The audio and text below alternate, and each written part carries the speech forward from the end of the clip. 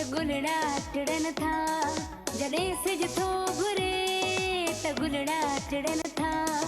सुबुह जा नवा रंग ॾाढा वणनि था, सुबुह जा नवा रंग ॾाढा वणनि था, सुबुह जा नवा रंग ॾाढा वणनि था। Morning at PTV national, morning at PTV national, morning at PTV national, morning at PTV national. बिस्मिल्लाहिर्रहमानिर्रहीम। डे पर डे हर कुंड कुड़च में सायरा अली ख़ान जो सभिनी पाकिस्तानियुनि खे सिक भरो सलाम क़बूल हुजे। सो नाज़रीन, रोज़ वांगर अॼु बि असां मौजूदु आहियूं ऐं PTV जी 58 एनिवर्सरी 58 एनिवर्सरी पिया मल्हायूं ऐं तॾहिं त एॾो ॾाढे मुंड में आहियूं, ॾाढे मज़े में आहियूं। चवंदा आहिनि त रिश्तनि खे जोड़े रखो, रिश्तनि खे काबूअ में रखो। अच्छा, उहो काबूअ में कीअं रखिबो, उहो सुठो कीअं रखिबो ऐं उहो सुठो लॻनि कीअं, उन्हनि खे अहसासु ॾियारियो वञिबो आहे, सम्झायो वञिबो आहे त असां तव्हांजा पंहिंजा आहियूं। ऐं जेको आहे पोइ इहा वञी ॻाल्हि बीहंदी आहे त जॾहिं रिश्ता अहिड़े तरीक़े सां पासे ते थियणु लॻनि जो हू फील कनि था मां त तव्हां हुननि जा पंहिंजा कोन आहियो, त पोइ तव्हांखे लाज़िमो अज़ीम थी वेंदो त तव्हां पंहिंजे रिश्तनि खे रियलाइज़ करायो त तव्हां छा आहियो, तव्हां हुननि जे लाइ छा था सोचो। तव्हांजे मिलण, रोज़ रोज़ जे न मिलण या मिलण सां को फ़र्क़ु कोन थो पए। अच्छा, इहो कीअं हूंदो आहे, हिकिड़ी नंढड़ी कहाणी थी आऊं तव्हां सां शेयर कयां त हिकु माण्हू पंहिंजे कंपनीअ में इंटरव्यू पियो करे। माण्हू आया विया, उन खां सवाल हिकिड़ो कई त सुठो मैनेजर केरु हूंदो आहे, सुठो मैनेजर केरु हूंदो आहे। सभिनी जवाबु ॾिना, विया हली। हिकिड़ो माण्हू हिकिड़ो सादे कपिड़नि में हो, बिल्कुलु ग़रीब वीचारो। उन चयो हाणे हिनखे छा अपॉइंट कंदा, यकीन कयो बिलीव मी, उहो अपॉइंट थी वियो। सभु परेशान, यार जेको बि निकिरे चए थो त हुन खां पुछई त मैनेजर जेको आहे उहो सुठो मैनेजर केरु आहे, तो छा जवाबु ॾिनो। जी यार लाज़मी आहे, यकीनन तोखां बि इहो ई पुछियो वियो हूंदो। त उन चयो त हा मूंखां बि इहो ई पुछनि। त चई छा पुछनि, चईं त सुठो मैनेजर। चई सुठो मैनेजर उहो आहे जेको पंहिंजे मालिक खां वधीक ॼाण रखे।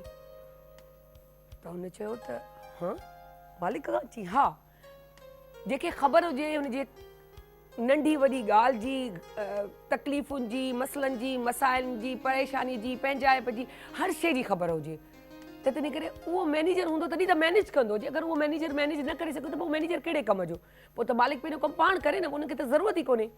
ऐं उहो मैनेजर हुन चयो त मुंहिंजी माउ आहे, मुंहिंजी अम्मा। चई तुंहिंजी अम्मा, चई हा न, बाबा कमाए आणे थो, मैनेज त मामा थी करे न। जॾहिं अम्मा थी मैनेज करे त लाज़मी ॻाल्हि आहे, दाल आहे कोन्हे, शइ आहे कोन्हे, कुझु खपे, मसइलो आहे, मसाला, उन सभिनी खे अम्मा थी हैंडल करे, बाबा त कोन थो करे। जॾहिं बाबा करे ई नथो त पोइ आउं कीअं चवां बाबा जो नालो। त बाबा त रिलैक्स रहंदो आहे जॾहिं अम्मा हुन शयुनि खे मैनेज कंदी आहे। सो तंहिंजे करे मां ई हर शइ मैनेज कंदी आहे, मां ई हर रिश्तनि खे मज़बूती सां झलण जा तरीक़ा बि सेखारींदी आहे, चाहे उहे पॉज़िटिव हुजनि चाहे उहे नेगेटिव हुजनि। ॿारु हमेशह तरबियत पंहिंजे घर खां सिखंदो आहे। सो रिश्तनि खे बि ईअं ई जोड़े हलिबो आहे। हर उन माउ जी क़दुरु कयो ऐं हर उन माउ खे आहे त हर रिश्ते जी अहमियत ऐं हैसियत हर कंहिंखे सेखारे। छो जो अगरि जेको माउ चवंदी आहे उहे हुर्फ़े आख़िर थी वेंदो आहे, छो जो मां चयो आहे। मां नथी कंहिंसां ॻाल्हाए त उहो ॿारु बि न ॻाल्हाईंदो आहे, मां नथी कंहिंसां नियारे त उहो ॿारु बि कोन नियारींदो आहे। पर मां जंहिंसां अटैच हूंदी आहे, चाहे उहो ग़ैर हुजे, चाहे के कुंड कुड़च में रहंदो हुजे, पर उहो ॿारु बि हुन सां अटैच हूंदो आहे, छो जो हुनजो ज़िक्र खण मिलंदो आहे। सो पंहिंजे रिश्तनि जो क़दुरु कयो, अहसासु कयो। ऐं जीअं असां बि कंदा आहियूं पंहिंजी एनिवर्सरी जेको मल्हायूं पिया, उन में बि असां इहो अहसासु पिया ॾियारियूं। हीउ हफ़्तो या 4 ॾींहं 8 ॾींहं मल्हाइण जो मक़सदु असां पहिरें हिकिड़ो ॾींहुं बि करे सघूं था, पर इन करण जो मक़सदु आहे त असांजो बि प्यारु आहे, असांजी बि मोहबत आहे, असां बि पंहिंजे उन लेजेंड्स, असां उन्हनि महिमाननि खे सॾाईंदा जिन जो बॉन्डिंग PTV सां घण खां घणी रही आहे। सो इन्हनि रिश्तनि मोहबतनि खे गॾिजंदे असांजा जेके प्रेज़ेंट रिश्ता हिन मॉर्निंग शो में ठहिया आहिनि उन्हनि खे बि प्यार मोहबत सां गॾु रखंदा आया आहियूं ऐं गॾु बॉन्डिंग में कमु कंदा रहिया आहियूं। असांजी सॼी टीम वर्क, कैमरामैननि खां वठी डायरेक्टर, एक्टर, पंहिंजी कंटेंट प्रोड्यूसर ऐं उन खां पोइ म्यूज़िशियन्स, सभु असां हीअं आहियूं ऐं ॾाढा ख़ुशि थींदा आहियूं। उन्हनि जो एप्रिसिएशन मूंखे बि अहसासु ॾियारींदी आहे त आउं कुझु चङो करण जी कोशिशि कयां पई। सो हिकु चङो ॿियो कंदसि मुंहिंजी दोस्त खे सॾे, साइमा इरफान। अस्सलाम वालेकुम साइमा, कीअं आहियो? कैसी हैं? First class, जबरदस्त। बहुत प्यारा कलर लग रहा है, बहुत प्यारा कलर लग रहा है भैया आपका, माशाल्लाह से बहुत प्यारी लग रही हैं, माशाल्लाह माशाल्लाह से, हमेशा से। Okay okay okay. और आपको तो जैसे कि पता है कि माशाल्लाह कितना बोलती हूँ मैं, और बोलना भी चाहिए। लोगों ने माशाल्लाह ही नाम रख दिया है। आए इहा हिकिड़ी दास्तान आहे, शेयर कंदासीं। ॾाढी सुठी ॻाल्हि ॿुधाई, बहुत अच्छी दास्तान है। माशाल्लाह माशाल्लाह। छो जे साइमा जे हर जुमिले में हिकिड़ो ई जुमिलो हूंदो आहे। ही ॾाढो सुठो, असां ग्रुप असांजो ठहियलु आहे, असां में ॻाल्हाईंदा आहियूं त कॾहिं का ॻाल्हि थी हीअं थियो आहे या हीउ कमु थियो, हीउ छा थियो, हू छा थियो, त थींदो आहे माशाल्लाह माशाल्लाह बहुत अच्छी बात हो गई, इस तरह हो गया वो हो गया बात हो। अच्छा उसने ये कर दिया, अरे माशाल्लाह माशाल्लाह माशाल्लाह बहुत, यानी कि माशाल्लाह माशाल्लाह माशाल्लाह माशाल्लाह सब माशाल्लाह। सो वाकई माशाल्लाह। सो असांजी साइमा ऐं अॼु तव्हांखे ॿुधाए छॾियां असां वटि अॼु गोशा इक़बाल बि आहे ऐं अॼु हिकु चेंज बि आहे। सो उन चेंज सां तव्हांखे मिलाईंदीसि, छो जो मूंखे त ॾाढी ख़ुशी थींदी आहे। गोशा इक़बाल में यकीनन ॿुधण वारो सुणांगे तव्हांखे बि थींदो हूंदो। सो उनखे बि सॾींदासीं, पर पहिरीं साइमा खां।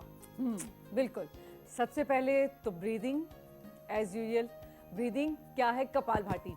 मौसम चेंज हो गया है तो क्या है कि हर इंसान का गला ख़राब है, हर दूसरे बंदे का गला ख़राब है और बहुत कंजेशन हो जाता है इस मौसम में, ख़ास तौर से उसका रीज़न ये कि सर्दी, और जिन लोगों को ठंड बहुत ज़्यादा लगती है तो उनके लिए क्या है कि उनके लिए और ज़्यादा मसले हैं। तो उसको कम करने के लिए क्या है, हम ब्रीदिंग, कपालभाति जो करते हैं हम, एक तो वेट आपका कम होता है आपका, और उसके साथ साथ आप जो है आपके गले जो है उसमें अगर कोई प्रॉब्लम है गले की, मतलब जो खराश वगैरह हो जाती है, खराश होती है, उससे भी सही हो जाता है। एक साउंड भी निकालूंगी गले से, जिन लोगों को बहुत ज़्यादा जो है गला आए दिन ख़राब रहता है तो वो साउंड भी आवाज़ निकालूंगी गले से, तो किस तरह से वो सही हम कर सकते हैं। एक तो कपालभाति किस तरह से बताया हुआ है, इनहेल करते हुए एक्सेल, जैसे मेरा भी गला थोड़ा सा लग रहा है मुझे, मेरा भी आज सुबह हाँ फील थोड़ा हो रहा था सा, मुझे। और हर दूसरे बंदे को आजकल होगा ये, जैसे जैसे सीजन है ना भाई, सीजन किस तरह से करेंगे, ये मुद्रा लगाएंगे और इस तरह से बाकायदा आवाज से। इससे क्या होगा, आवाज निकालने से कि आपके अगर आपकी नोज में ब्लॉकेज है, ठीक है, नाक बंद है जिन लोगों की, या साइनस का जिन लोगों को थोड़ा सा इशू है तो उनके साइनस का भी प्रॉब्लम सही हो जाएगा, वेट कम होगा, इतनी सारी मतलब इस ब्रीदिंग से इतनी सारी चीजें आपके इतने मसले सॉल्व हो जाएंगे और गला बहुत अच्छा हो जाएगा। किस तरह से, वाओ, ये से मजा आता है। और हाँ, इस तरह से दोनों हाथ ऐसे रखेंगे और अपने वाओ चिन के नीचे रखेंगे ऐसे, और वाओ फेस को ऊपर करते हुए ये ऐसे आवाज निकालेंगे,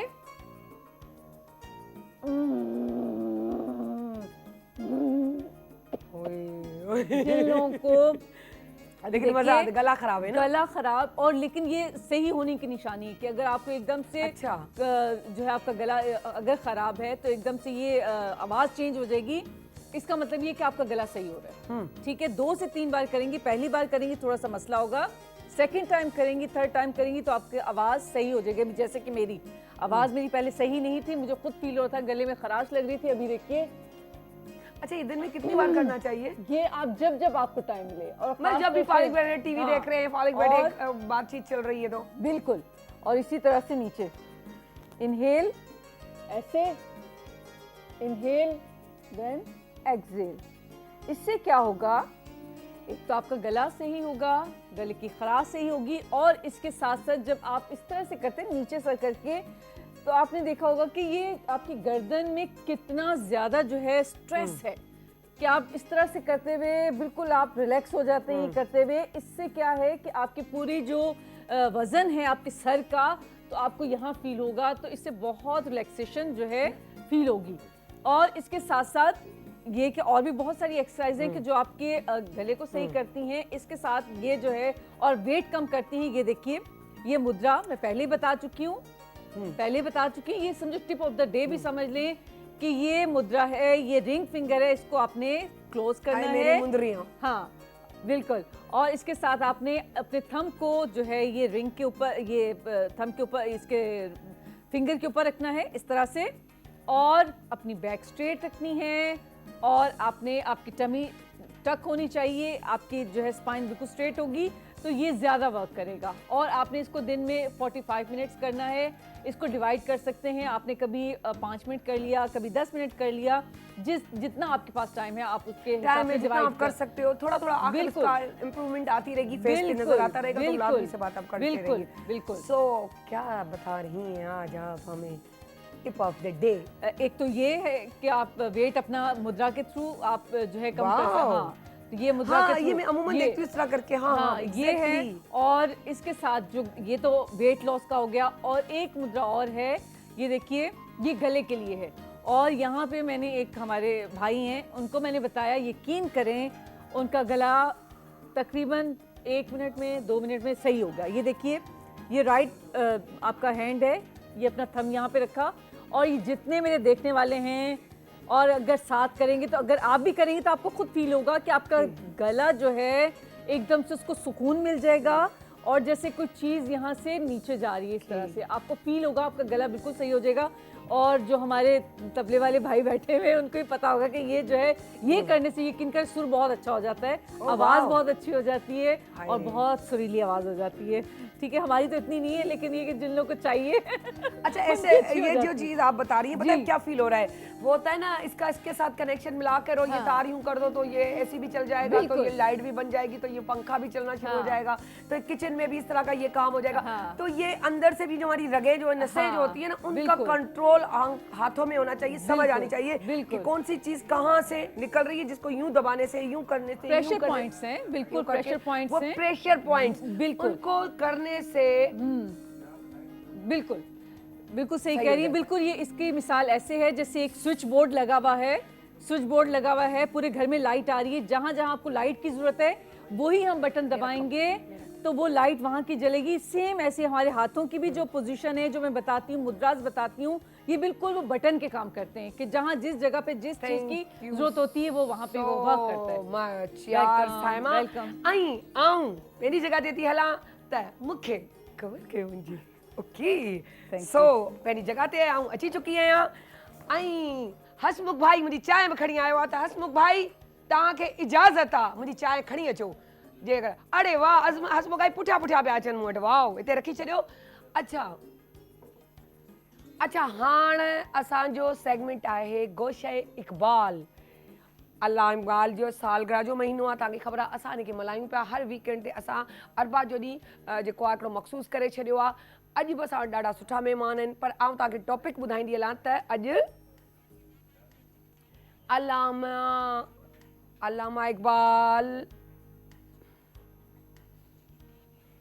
अल्लामा इक़बाल जी किताब आहे बाले जिब्राइल, ठीकु आहे न, उन जी हिकिड़ी नज़्म आहे चूंटी और उकाब। सो एतिरो मतिलबु हिकिड़ी डीप वारी शइ आहे, इहा ॼाण वारी शइ आहे, ऐं जेको आहे उन ते हिकिड़ी रिसर्च करणु, ॼाण रखणु, सम्झणु, हिकु सम्झणु सुलझण माण्हूअ जो कमु हूंदो आहे।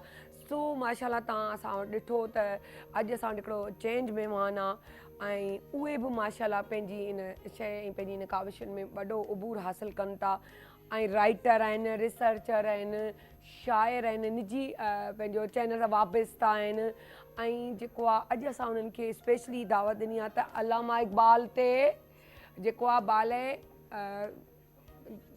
जेको चुंटी ऐं काब जो जेकी नज़्म आहे उन जे बारे में ॻाल्हाईंदासीं, थोरी ॼाण वठंदासीं। सो सॼूं था ज़ाहिद हुसैन साहब खां।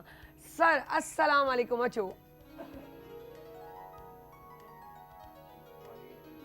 अरे हाय, माशाल्लाह माशाल्लाह, आपकी पर्सनालिटी से लग रहा है कि बहुत ही कुछ और बहुत अच्छा लगता है। की आयो था हाँ की आयो था अरे वाह अरे वाह अरे वाह सोने पे सुहागा चवंदा आहिनि न सोन ते सुहाग थी पियो आहे वाह सिंधी तो मूंखे बि अचे थी ज़बरदस्त मूंखे ॾाढी सिंधी ख़ुशी मूंखे थी अचे थी बट इलाही फुल फ्रिक्वेंसी न हा सेगमेंट चूंकि अल्लामा इक़बाल जे मुतालिक़ आहे हा सो पोइ ज़रूरी आहे तव्हां भले उर्दू में ॻाल्हाइजो स्टार तव्हांजो हुन वांगुरु सर वांगुरु जेको आहे हू आहे पंहिंजो सिंधी में त ख़ुशी थी छो जो असांजो सिंधी प्रोग्राम आहे सर पहिरीं तव्हां चाहींदसि त तव्हां जेकी नज़्म आहे न असांखे पढ़ी ॿुधायो ऐं उन जो तर्जुमो ॿुधायो त पोइ पाण स्टार्ट कयूं हुननि जी पहले तो मैं ये बताऊं कि अर्ज़ कर दूं आपको कि ये जो अल्लामा की नज़्म है ये उनके मजमूआ कलाम बाले जिब्रील से है बाले जिब्रील ओके और अल्लामा ने बहुत सारी ऐसी नज़में कही हैं डायलॉग वाली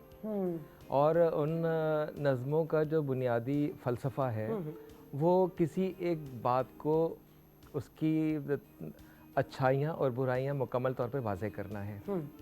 तो ऐसे ही एक मुकालमा है एक चींटी और उकाब के दरमियान जो एक फ़लसफ़े के लिए फ़लसफ़े को जाहिर करता है वो फ़लसफ़ा भी हम बताएंगे। जी जी बिल्कुल। तो आपका हुक्म है चूँकि पहले के नज़्म जो है वो क्या है पढ़ी कि जाए वो एक पता चल जाती है तो उस पे बात करने में बड़ा मज़ा आता है। जी जी बिल्कुल। तो ये सिर्फ दो अशार पर मुश्तमिल नज़्म है। पहला जो हिस्सा है इसका वो चींटी का डायलॉग है और दूसरा शेर इसका उकाब का डायलॉग है जो जवाबी डायलॉग है। तो पहले तो सवाल है चींटी का, वो उकाब से कहती है कि मैं पाए मालो ख्वारो परेशानो दर्दमंद, मैं पाए मालो ख्वारो परेशानो दर्दमंद, तेरा मकाम क्यों है सितारों से भी बुलंद। उस पर फिर दूसरा शेर है जो जवाब में है, तू रिज़्क़ अपना ढूंढती है राहे, तू रिज़्क़ अपना ढूंढती है राहे खाक में, मैं ना सपहर को नहीं लाता निगाह में। वाह, ये छोटी सी नज़्म है। मैं सवाल जवाब के अंदर सारा काम वो एक सवाल कर रही है चींटी उकाब से और उकाब उसको जवाब दे रहा है कि ये है मेरा जवाब। जी बिल्कुल। वाह वाह। तो इसमें जो चींटी का सवाल है उसका शेर भी दो हिस्सों में है। ओके। पहले पहले शेर में वो अपनी पस्ती के बारे में, अपनी कमियों के बारे में बात कर रही है कि मैं पायमाल, पायमाल का मतलब मैं रोंदी हुई, पैरों के नीचे आई हुई, कुचली हुई मखलूक हूँ, ख्वार दरबदर हूँ, परेशान हूँ, बिखरी हुई हूँ और दर्दमंद, और मेरी ज़िंदगी दर्द से भरपूर है। फिर इसके बाद दूसरा मिसरा है, तेरा मकाम क्यों है सितारों से भी बुलंद। पहले उसने अपनी पस्ती बताई, उसके बाद पूछा कि भाई और एक तू है, सितारों से भी बुलंद तेरा मुकाम है, आखिर इसकी वजह क्या है। उसके बाद वो जवाब है जो उकाब ने दिया चींटी को।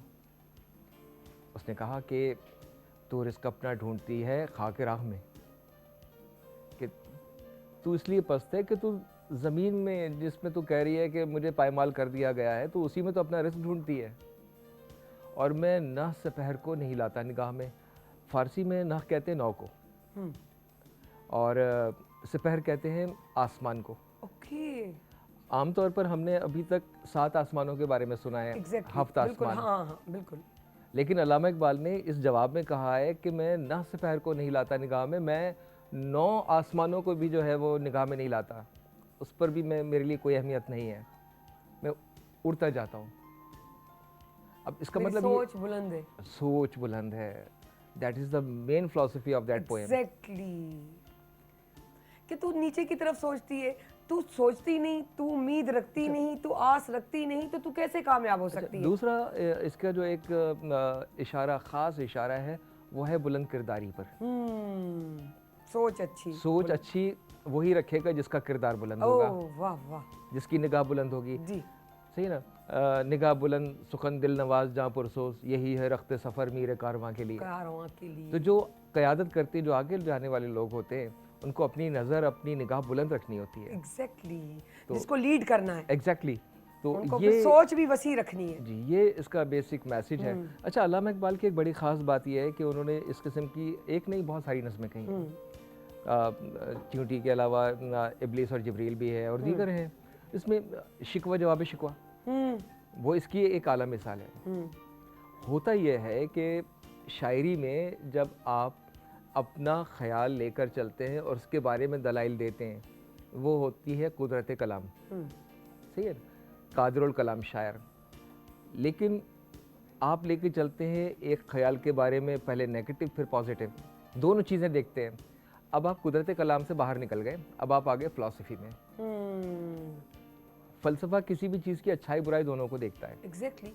तो इसमें भी आपने देखा कि चींटी ने अपनी पस्ती और औकाब ने अपनी बुलंदी के बारे में बात की, तो इसमें पस्ती और बुलंदी दोनों के बारे में बात है। इसके अंदर ये बुनियादी फ़लसफ़ा समझाया है उन्होंने।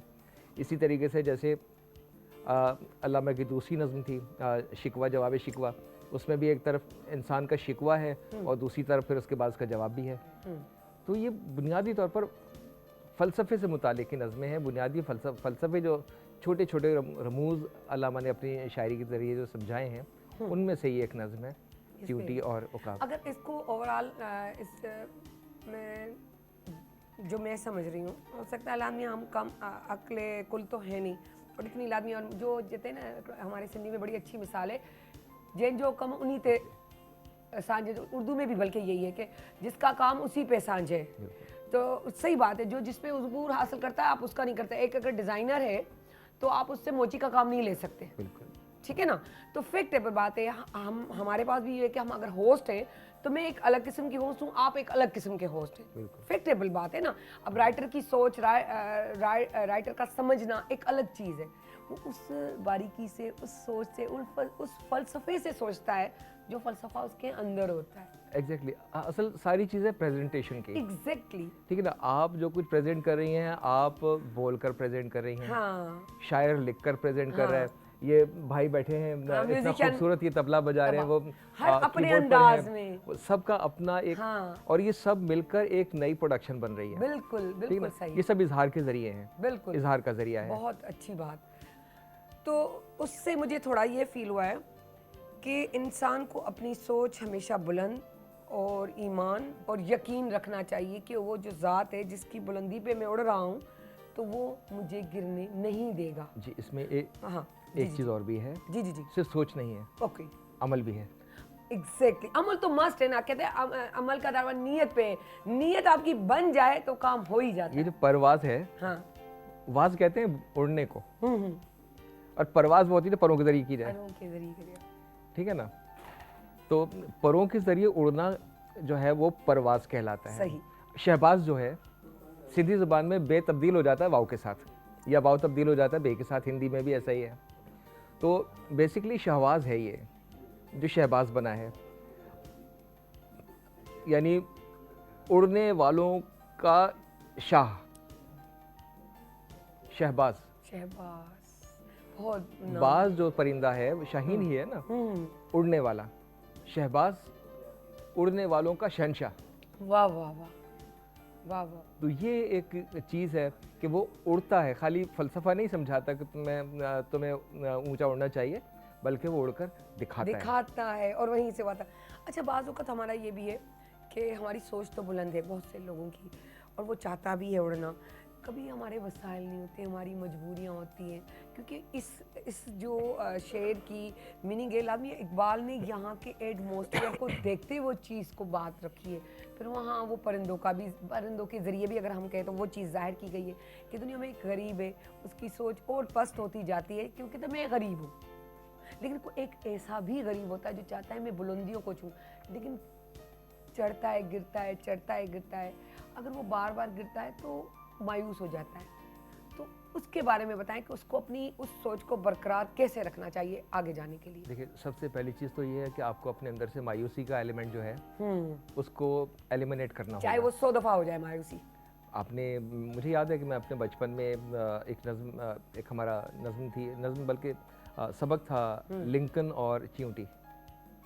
जो अमेरिकी सदर था पहला, लिंकन, अब्राहम लिंकन के बारे में थी। वो उन्होंने देखा, वो एक गरीब आदमी था और उसने देखा कि चींटियाँ जो हैं वो ऊपर चढ़ने की कोशिश कर रही हैं। वो बहुत ऊपर तक जाती हैं और फिर गिर जाती थी। Exactly. बहुत ये देखा उसने, और फिर उसने आखिर में देखा कि वो जो छोटा सा कीड़ा था वो आखिर उसमें चढ़ने में कामयाब हो गए। तो उसने ये कंक्लूड किया कि जब ये इतना हकीर सा कीड़ा अपनी कोशिश में कामयाब हो सकता है तो मैं अशरफुल मखलूक़ात में इंसान मैं क्यों नहीं हो सकता कामयाब। उसने कोशिश की और फिर ऐसी कोशिश की उसने अमेरिका का सदर बन के दिखा दिया। और मज़े की बात, आपने एक माशाल्लाह से बात भी सुनी होगी कि हम कहते हैं कि चिंटी कहती है हाथी से कि तू इतना बड़ा है, ये न सोच के तू इतना बड़ा है और मुझ पे हावी हो जाएगा, मुझे मसल देगा। अगर मैं तेरे कान में चली गई तो सोच मैं क्या कर सकती हूँ। बिल्कुल। तो ये बात सच है कि एक गरीब से गरीब या छोटे से छोटा भी वो कारनामा दे सकता है। तो हर चीज़ से डरना चाहिए। अल्लाह ने शेर पे सवा शेर हमेशा कायम रखा है। हमारे सामने नमरूद की मिसाल भी है। तो मच्छर घुस गया और उसके बाद फिर बस तो यही चीज़ें होती है।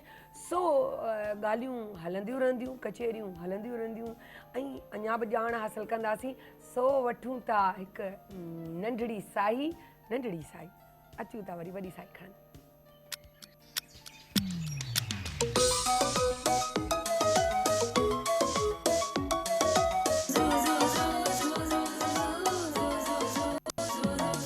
जॾहिं सिज थो घुरे त गुलड़ा टिड़न था, जॾहिं सिज थो घुरे त गुलड़ा टिड़न था। सुबुह जा नवा रंग ॾाढा वणनि था, सुबुह जा नवा रंग ॾाढा वणनि था, सुबुह जा नवा रंग ॾाढा वणनि था। Morning PTV national, morning PTV national, morning PTV national, morning PTV national.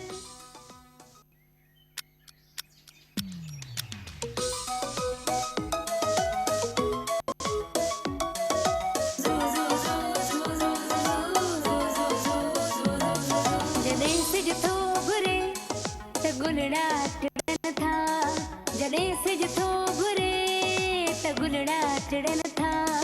सुबुह जा नवा रंग ॾाढा वणनि था, सुबुह जा नवा रंग ॾाढा वणनि था, सुबुह जा नवा रंग ॾाढा वणनि था। Morning PTV national, morning PTV national, morning PTV national, morning PTV national. जी नंढी नंढी साई खणंदे वियासीं, वॾी साई खणंदे अची वियासीं। तव्हांखे ख़बर आहे त इंसान लाइव कंदा आहियूं, लाइव में प्रॉब्लम्स, मसला मसाइल करियो सभु कुझु थी वेंदो आहे। सो असांजी कुझु प्रॉब्लम्स कुझु ॿुधणु आयो पे, कुझु न तव्हां फील बि करे छॾियो हूंदो। सो इन करे असां उन्हनि खे सर खे पूरी तरीक़े सां ख़ुदाफ़िज़ बि न चई सघासीं। तो लाइव ईअं चवंदा सर तव्हां विया ख़ुदाफ़िज़। ॾाढी सुठी गुफ़्तगू थी पंहिंजो 20 उकाब ते। त ज़िंदगी बि ईअं ई आहे, अप एंड डाउन्स। पंहिंजो पाण खे एतिरो नंढो एतिरो हक़ीर न सम्झो। सादे वॻे पाइण वारे खे ईअं न सम्झो त उहो सादो आहे, थी सघे थो कुझु ॿियो निकिरी अचे। सो कंहिंजी सादगीअ जी मज़ाक न ठाहियो, प्यार मोहब्बत ॾियो, किथे तव्हांखे उन्हनि जी ज़रूरत पइजी सघे थी। सो असां वटि बि हिकु ॾाढा ई दिलि जा सादा, ॾाढा सुहिणा हिकिड़ो सुठो नाला ॿुधंदा आया आहियूं ऐं उन्हनि जा कम बि ॾाढा वॾा वॾा आहिनि। इंटीरियर में त का ख़ासि तौर ते ऐं उन्हनि जा कम बि ॿुधंदी आहियां। सो उन्हनि सां बि आउं तव्हांखे मिलाईंदसि। पर अॼु असां वटि शोबा इतफ़ाल सां ॿारनि जी सिहत सां एसोसिएट प्रोफेसर न्यू बोर्न जेको आहे बेबीज़ जी सिहत जे मुतालिक़ जेको आहे हिकु ॼाण ॾियण वारियूं जेके अनमेच्योर ॿार जेके थी वेंदा आहिनि उन्हनि जे बारे में इलाही माण्हुनि खे ॼाण कोन हूंदी आहे। उहा बि अॼु असां तव्हांखे ॼाण ॾींदासीं। सो असां वटि ॾाढी माहिर वेठी आहे ऐं पंहिंजो अच्छा 5 साल जे ॿारनि खां वठी करे जेकी सिहत उन्हनि ताईं जेके मसला मसाइल परेशानियूं जेके बि थींदा वधीक असां उन्हनि खां पाण बि पुछंदासीं ऐं उन्हनि खां ॼाण रखंदासीं। छो जो हू जेको पंहिंजे बारे में पाण तव्हांखे ब्रीफ कंदियूं सुठे तरीक़े सां, उहा त ॻाल्हि ई ॿी हूंदी आहे निस्बतन असां इंट्रो पढ़ण जे। छो जो उहा शइ असांखे तव्हांखे इंफॉर्मेशन ॾियणी आहे। छो जो उहा तव्हांखे कमु अचे। सुभाणे तव्हां वञी उन्हनि सां मिलो त मिली बि सघो। सो असां वेलकम था कयूं डॉक्टर शबीना आरिफ। अस्सलाम वालेकुम मैम, कीअं आहियो? ठीकु ठाक। ऐं उन्हनि सां गॾु मौजूदु आहिनि जेको मूं तव्हांखे ॿुधायो त इंटीरियर में या किथे बि उन्हनि जो कमु ॾाढो ऐं बाक़ाइदे नज़र थो अचे स्पेशली ॿारनि जी हेल्थ ते ऐं उन्हनि खे इन सां हिकिड़ो रोज़गार बि पियो वधे माण्हुनि जो ऐं रोज़गार बि मिले थो। इलाही मायूं इलाही ॾिसंदा आहियूं थेला खणंदी पई डोड़ंदियूं रहंदियूं आहिनि कमु करण लाइ। ऐं आगा खान यूनिवर्सिटी जा प्रोफेसर आहिनि, नालो त उनजो एॾो मशहूरु आहे माशाअल्लाह, जो पूरी सिंध में मशहूरु आहे, जो असां इंस्पायर थी चयोसीं त हिननि खे सॾाइणु घुरिजे ऐं ॻाल्हाइणु घुरिजे।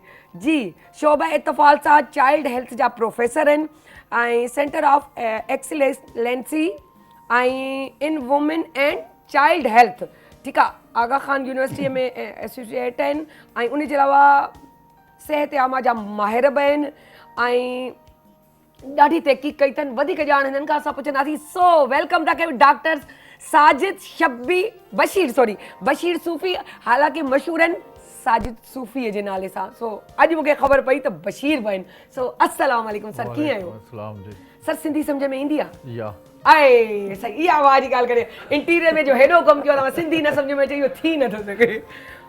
कीअं पियो लॻे सर? अॼु लाज़मी तव्हां शोज़ में वेंदा हूंदा, तव्हांखे सॾींदा हूंदा जाम, पर हिते अची कीअं पियो लॻे शो में?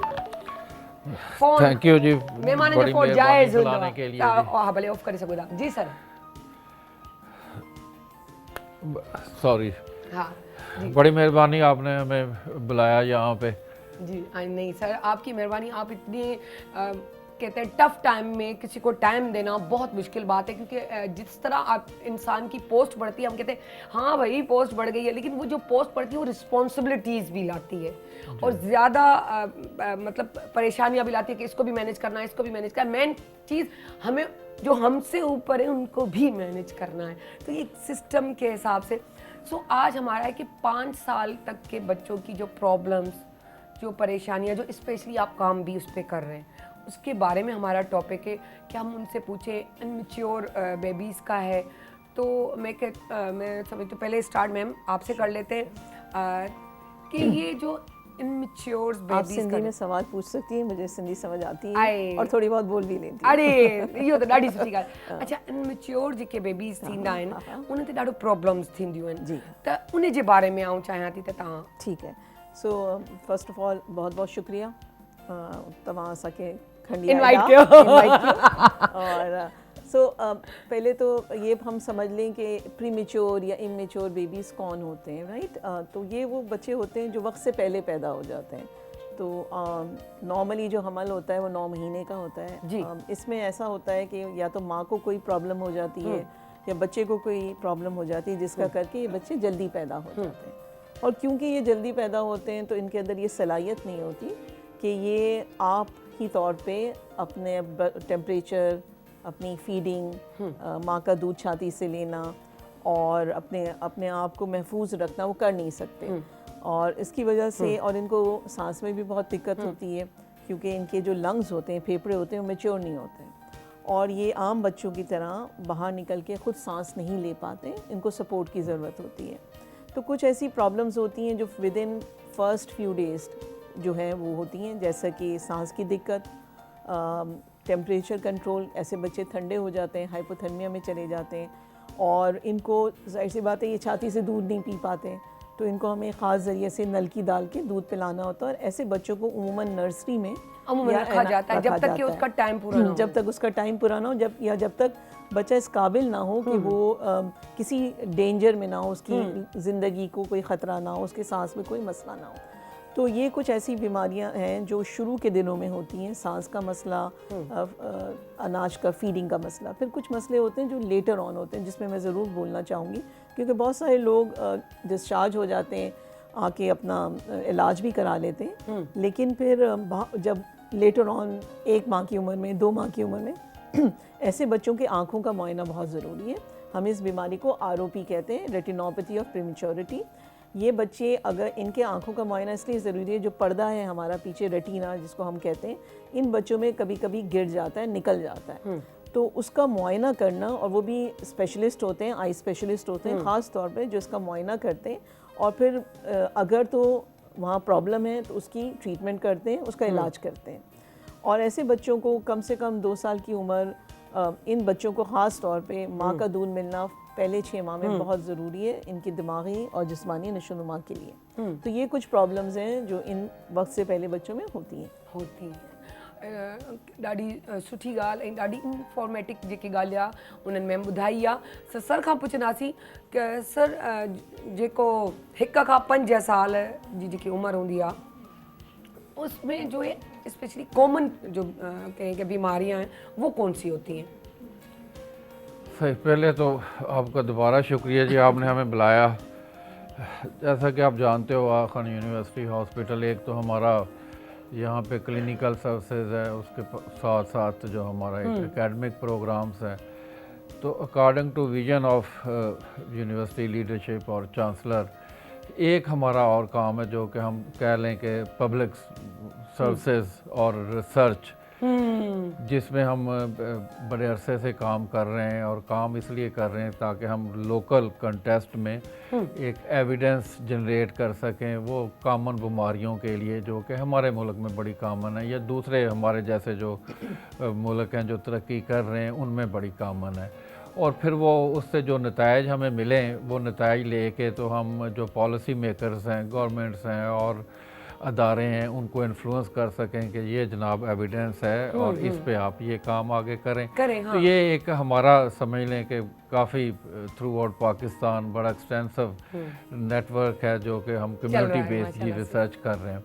अब मैं आता हूँ आपके सवाल की तरफ जो आपने पूछा कि बच्चों में 5 साल से कम उम्र बच्चों में क्या कॉमन बीमारियाँ हैं।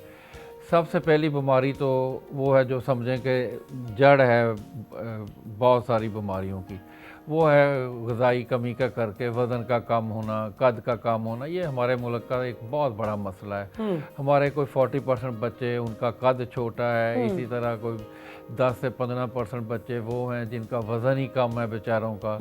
तो जब ये आपके अंदर ग़िज़ाई कमी हो जाती है, आपका वज़न कम हो जाता है, आपका कद छोटा रह जाता है, तो उसका करके आपके अंदर इम्यूनिटी भी कम हो जाती है। ये एक बड़ी रीज़न है। दूसरी रीज़न है जैसे आपको पता है कि ना तो हमारे यहाँ पीने का साफ़ पानी अवेलेबल है और ना हम कोशिश करते हैं कि उस पानी को साफ़ सुथरा कर लें। और तीसरी जो चीज़ है कि जो हमारा एनवायरनमेंट है, जो ये सीवरेज का सिस्टम है वो भी आपके सामने है कि उस पर मैं मज़ीद आपका टाइम नहीं लेना चाहता।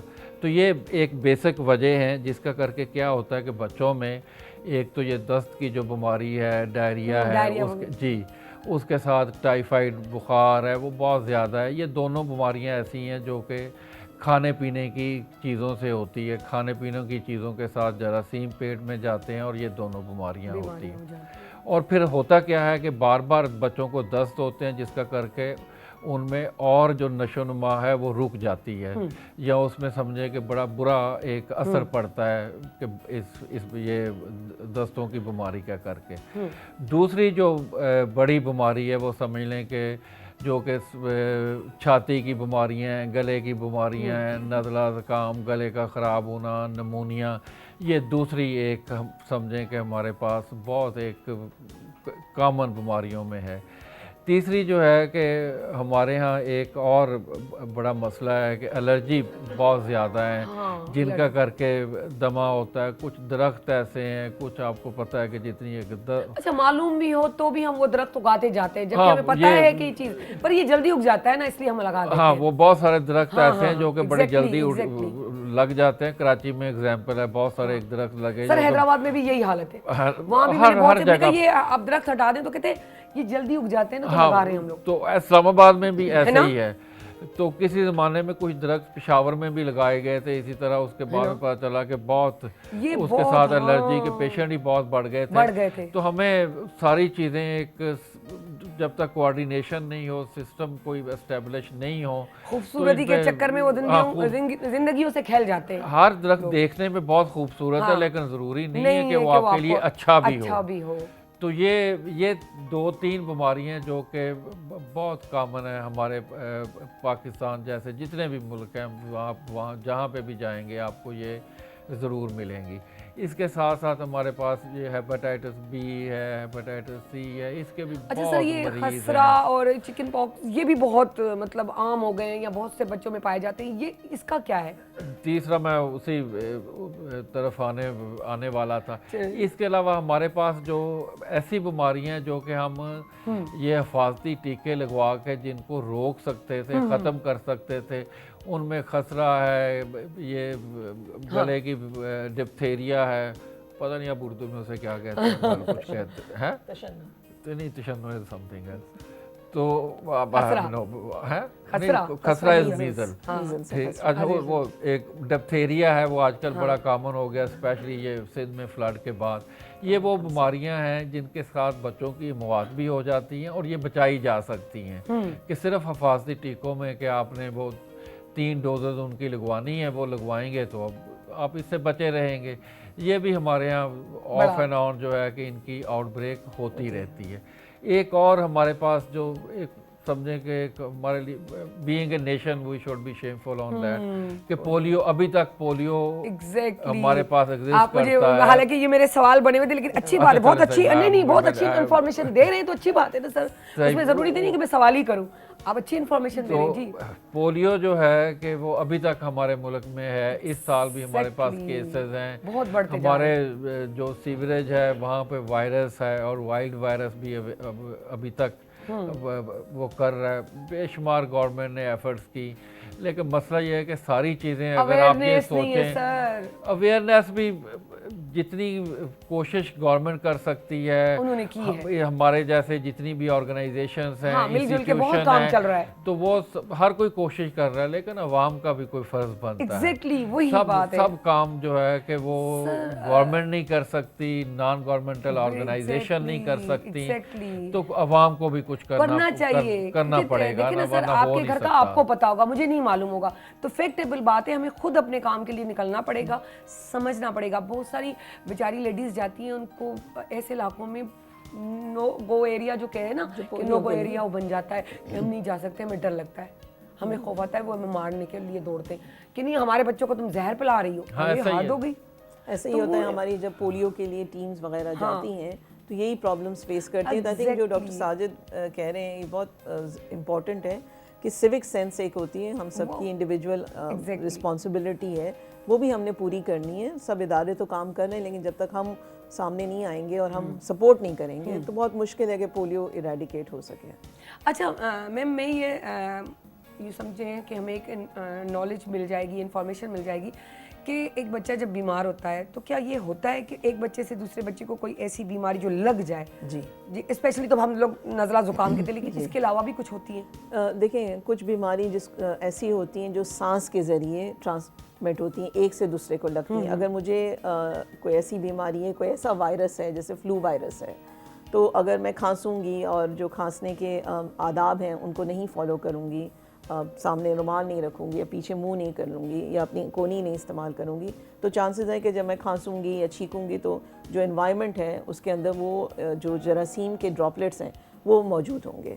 और जाहिर सी बात है अगर छोटे बच्चे हैं और ऐसे बच्चे हैं जो कमज़ोर हैं या बड़े हैं जो बड़ी उम्र के होते हैं, तो उसी एनवायरनमेंट से वो जरासीम वो सांस के ज़रिए ले लेंगे। तो वो बीमारियाँ जो जिसको हम ड्रॉपलेट इन्फेक्शन कहते हैं अपनी ज़बान में, जो खांसी और नज़ले के ज़रिए एक से दूसरे तक तब्दील हो सकती हैं। और इसीलिए मीज़ल्स जो है, खसरा, उसमें कहते हैं कि बच्चों को अलग कर दिया जाता है, ठीक है। चिकन पॉक्स को भी अलग कर दिया जाता है, जिसको हम कहते हैं इन बच्चों को ज़रा कुछ अरसे तक दूसरे बच्चों से ना मिलाएं या स्कूल ना भेजें या शादियां ना अटेंड करें, शॉपिंग सेंटर्स में नहीं जाएं, बिकॉज ये ट्रांसमिट होती है दूसरे बच्चों को होती है। बिल्कुल। एक चीज़ डॉक्टर साजिद मैं इसमें बताना चाहूँगी कि ये जो हमारे यहाँ बच्चे की डेथ होती है उसमें हमें ये ज़रूर याद रखना है, इनमें से 40% ये बच्चे होते हैं जो वक्त से पहले या जो न्यूबॉर्न पीरियड में उनका इंतकाल हो जाता है।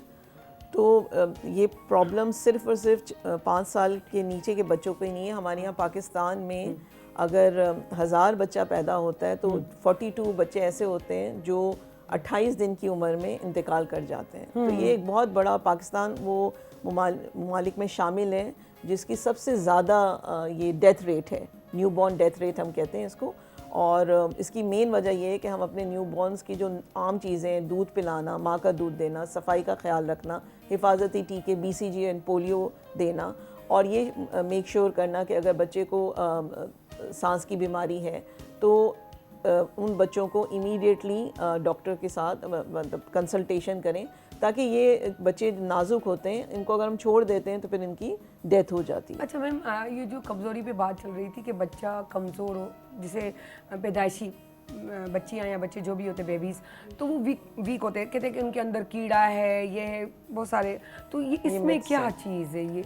तो देखें, कमज़ोर बच्चे वो बच्चे होते हैं कि वो जिनका जो खा, वजन, एक तो या तो खाते नहीं है, जो खा भी रहे हैं तो लग नहीं रहा। जी जी, दो तरह के होते हैं। एक तो वो बच्चे होते हैं जो पैदाइशी कमज़ोर होते हैं, जिनको हम लो बर्थ वेट कहते हैं, जिनका वज़न 2.5 किलो से कम होता है।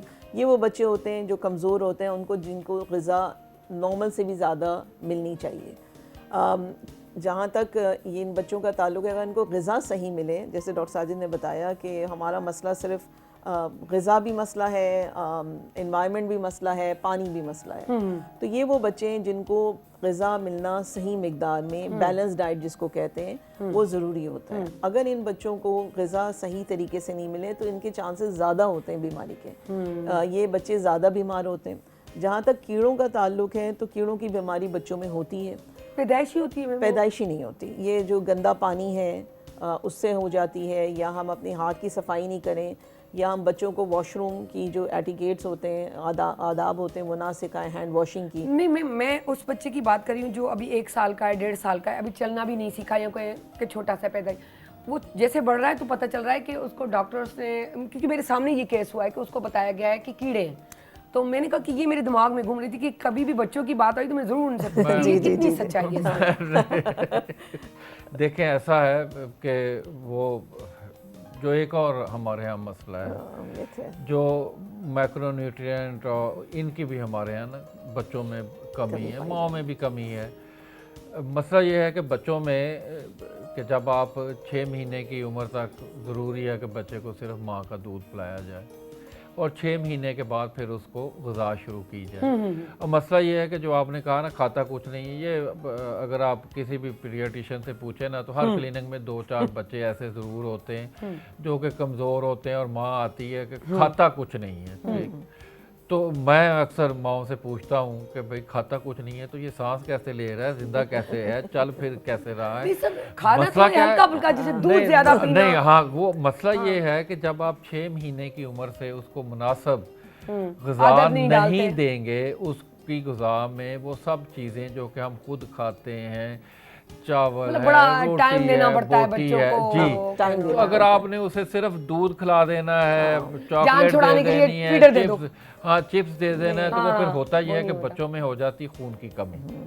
जब खून की कमी होती है तो उसका करके 2 चीज़ें होती हैं। एक तो बच्चा जो है उसकी ग्रोथ, मेंटल ग्रोथ भी और फिजिकल ग्रोथ भी, दोनों रुक जाती हैं। और दूसरा काम होता है कि उनकी भूख कम हो जाती है। तीसरा काम होता है बच्चे चिड़चिड़े होते हैं। वो फिर एक साइकिल शुरू होता है। अब बच्चे की भूख कम हो गई और बच्चा चिड़चिड़ा हो गया, अब वो माँ का बड़ा आसान तरीका है कि बच्चे को जो है कि चिप्स दे दो, ये जूस दे दो, और उससे ऊपर जुल्म जो हम करते हैं कि बच्चों को चाय दे देते हैं बिस्किट के साथ, और बिस्किट के साथ। ये भी चीज़ बुरी होती है, बिस्किट इतना सही नहीं है। अब होता क्या है कि उसका इतना एक मैदा है, ठीक, और उसके साथ जिस्म को ग्लूकोज चाहिए, तो वो जब आप बिस्किट और चाय बच्चा लेता है तो उसको ग्लूकोज मिल जाता है, और उसका दिमाग बताता है कि बस भाई कि एनर्जी आ गई है, और उसकी भूख ही ख़त्म हो जाती है, वो कुछ खाता ही नहीं है। तो ये एक साइकिल चलता रहता है। बाकी पेट में कीड़े जो है कि वो गंदे पानी से बच्चे हैं, गंदगी है, वही हाथ लगाते हैं। कि पैदाइशी नहीं होता, पैदाइशी कोई कीड़ा नहीं है, और कीड़े होते हैं बच्चों में ज़रूर होते हैं, उसके लिए अपनी किसी बेवकूफ़ी की वजह से हो जाती है। यूजुअली जो है ना, पानी, गंदा पानी, जो मेन वजह है जिसकी वजह से बच्चों को कीड़े हो जाते हैं, अंडे होते हैं। कीड़ों के अंडे पानी और गंदे खाने में होते हैं, क्योंकि आपको पता है, आप जो वेंडर्स होते हैं, जो जहाँ से आप ये चीज़ें लेते हैं, वहाँ उनकी हैंड वॉशिंग तो होती नहीं है, वॉशरूम की फैसिलिटी होती नहीं है। तो वही गंदा खाना अगर हम खाएंगे, ठीक है ना, तो फिर वो चाट खा ली, वो इस तरह की चीज़ खा ली, तो फिर हो जाता है। मैम एक जो सवाल है वो ये कि एलर्जी बहुत होती है, कॉमन एलर्जी जो स्कूल जो बच्चे जाते हैं आपस में खेल रहे हैं तो वो आपस में ट्रांसफ़र होती है, उसमें कॉमन एलर्जीज कौन सी है? कॉमन एलर्जी, देखें एलर्जी किस चीज़ को कहते हैं। एलर्जी का ये मतलब है कि या तो कोई एनवायरनमेंट पे ऐसी चीज़ है, ठीक है, या आपके खाने में कोई ऐसी चीज़ है, या आप कोई ऐसा चीज़ साबुन इस्तेमाल करें या कोई ऐसी चीज़ इस्तेमाल करें जो आपको बॉडी को नहीं सूट कर रही, उस बच्चे की बॉडी को सूट नहीं करी, वो रिजेक्ट कर रही है। नॉर्मली जो एलर्जी की सेल्स हम सब में मौजूद होती हैं, लेकिन कुछ बच्चों में ये एलर्जी की जो सेल्स होती हैं ये ज़्यादा एक्टिव हो जाती हैं, ठीक है, और जिसका करके उनको फिर ये एलर्जी की शिकायत होती है, जिसमें दमा भी एक फॉर्म ऑफ एलर्जी है, ठीक है ना। कभी कभी जो है जिस्म के अंदर लाल निशान पूरे हो जाते हैं, कोई ऐसी चीज़ खा ली, जैसे पीनट्स हैं, कुछ बच्चों को पीनट से एलर्जी होती है, कुछ बच्चों को खसखस से एलर्जी होती है, तो ये बहुत सारे ऐसे फूड आइटम्स होते हैं, किसी को फिश से एलर्जी होती है, सी फूड से एलर्जी होती है। तो बच्चों में एलर्जी एनवायरनमेंट की कोई ऐसी चीज़ है उससे भी हो सकती है, और अगर कोई खाने की ऐसी चीज़ है उससे भी हो सकती है। और अच्छा, इसी में मैं थोड़ा जी बिल्कुल सर, क्योंकि एक मौका मिला है लोगों की अवेयरनेस देना, अवेयरनेस के बिल्कुल लिए ज़रूरी है सर, कि देखें कि जहाँ पे जिन बच्चों को बार बार नज़ला ज़ुकाम या सांस लेने में दिक्कत होती है तो 2-3 काम उन्हें करने चाहिए। एक तो यह है कि अगर कारपेट है तो कारपेट निकाल दें। एग्जैक्टली, ये आपने बहुत अच्छी बात कही कि कारपेट से होता है, तो कारपेट के होते हुए बड़ा मुश्किल है कि आप देखें एलर्जी क्या है कि आप प्रिवेंशन करेंगे। प्रिवेंशन के लिए वो जो ट्रिगरिंग फैक्टर हैं जब तक आपने वो नहीं हटाने आप इलाज नहीं हो सकता, ठीक, आप करेंगे बार बार होगा। अगर कोई पेट है यानी बिल्ली है या कोई और परिंदे हैं, उनको घर से बाहर शिफ्ट कर दें, घर में सफाई रखें, वेंटिलेशन रखें। अगर कोई सिगरेट पीने वाला है तो उसे कहें कि भाई सिगरेट बाहर जाके पिएं।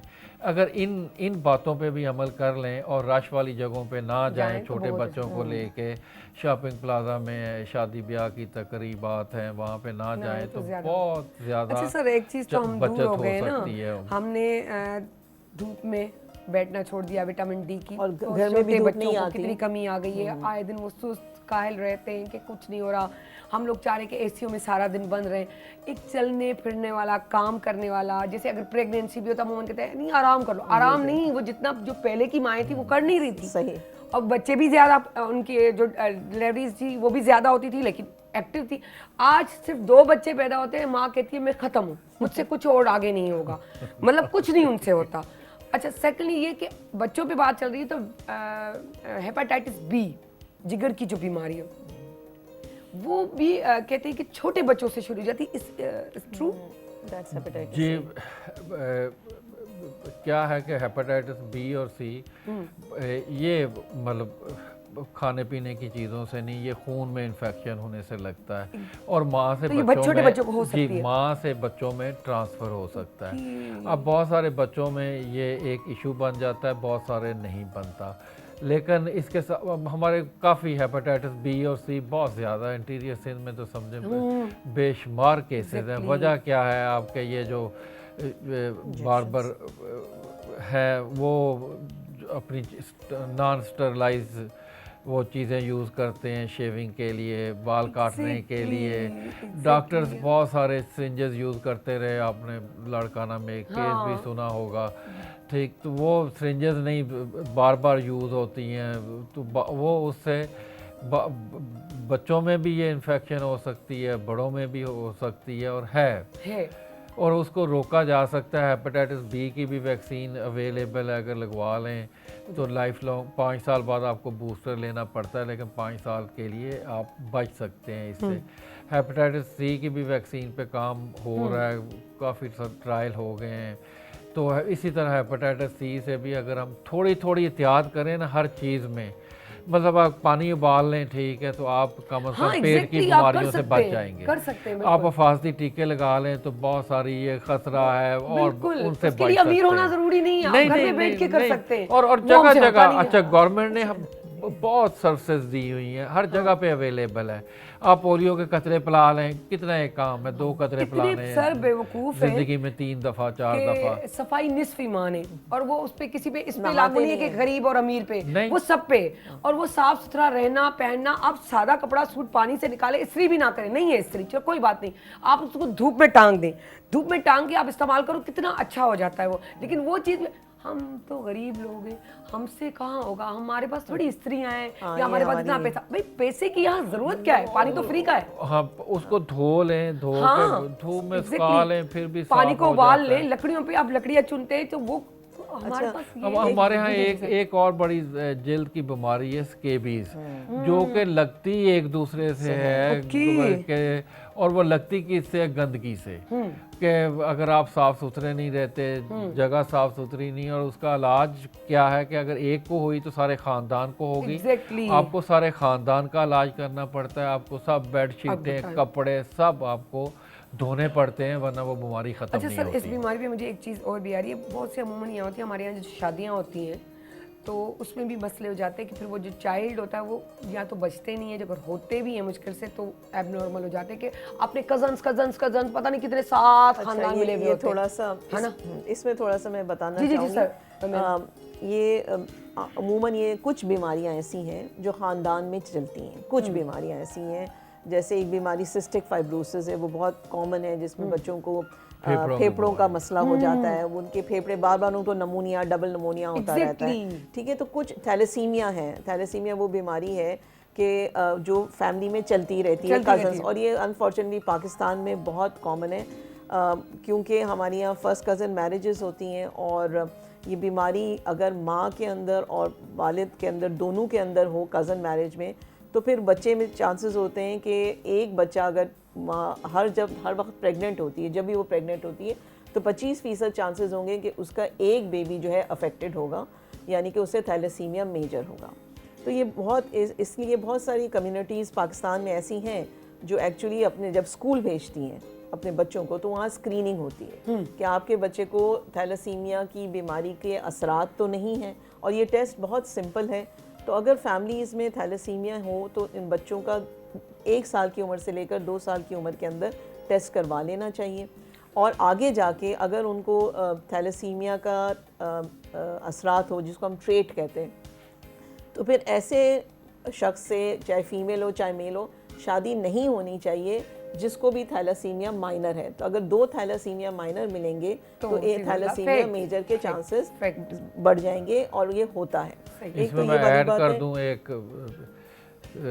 सिंध हुकूमत ने इसके लिए वैसे कानून बना दिया है कि शादी से पहले अच्छा काम किया हुआ है, तो हमें अच्छे काम को अप्रिशिएट भी करना चाहिए। तो सिंध हुकूमत ने असम्बली से पूरा बिल पास किया गया है कि शादी से पहले आपका थैलेसीमिया की स्क्रीनिंग बड़ी ज़रूरी है। डॉक्टर साजिद, इसमें एक आपको, अगर हम शादी की बात करते हैं, अगर ये चीज़ स्कूल में हो, स्कूल स्क्रीनिंग हो, तो ये और जल्दी पिक हो जाए। हाँ, ये भी किया जा सकता है। चैनल भी हमारे स्टेट का, इंशाल्लाह ज़रूर इस पे तवज्जो दी जाएगी।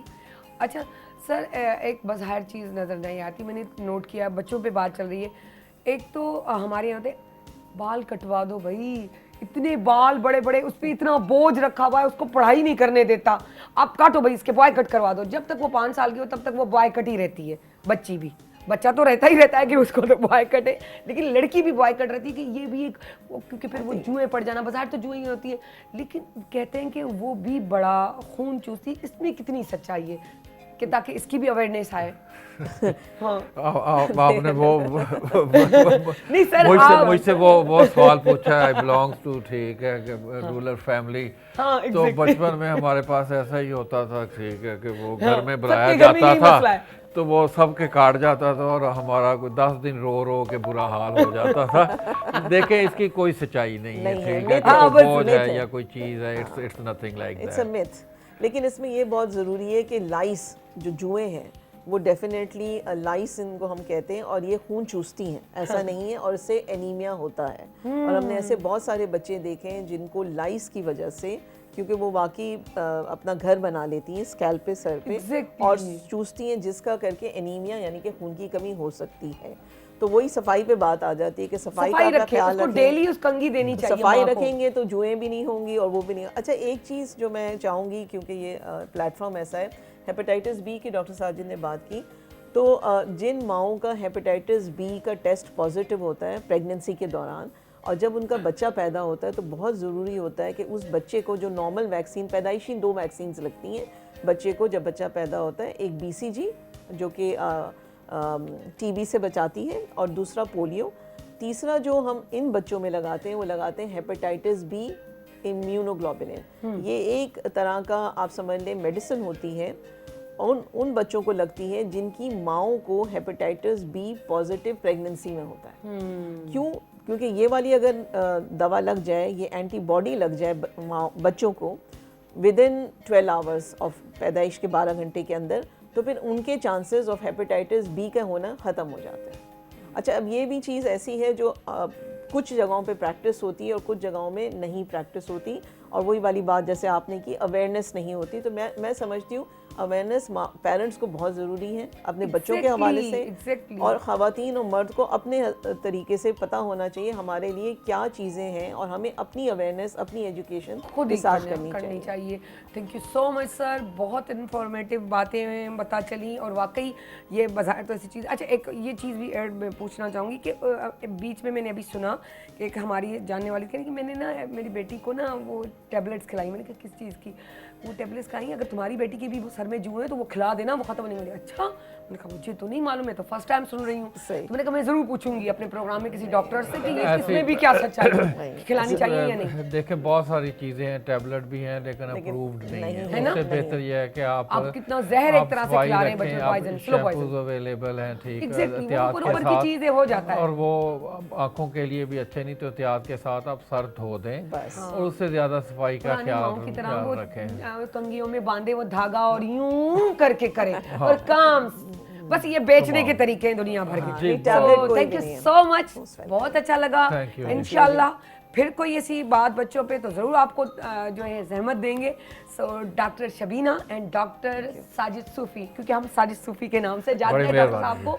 सो थैंक यू सो मच, इंशाल्लाह।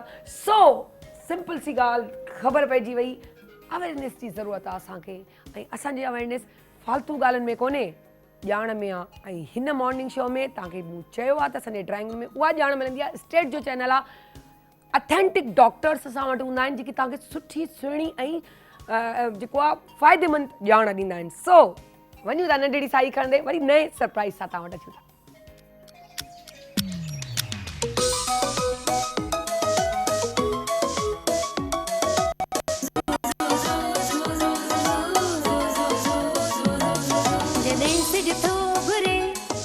गुलड़ा टिड़न था, जॾहिं सिज थो घुरे त गुलड़ा टिड़न था।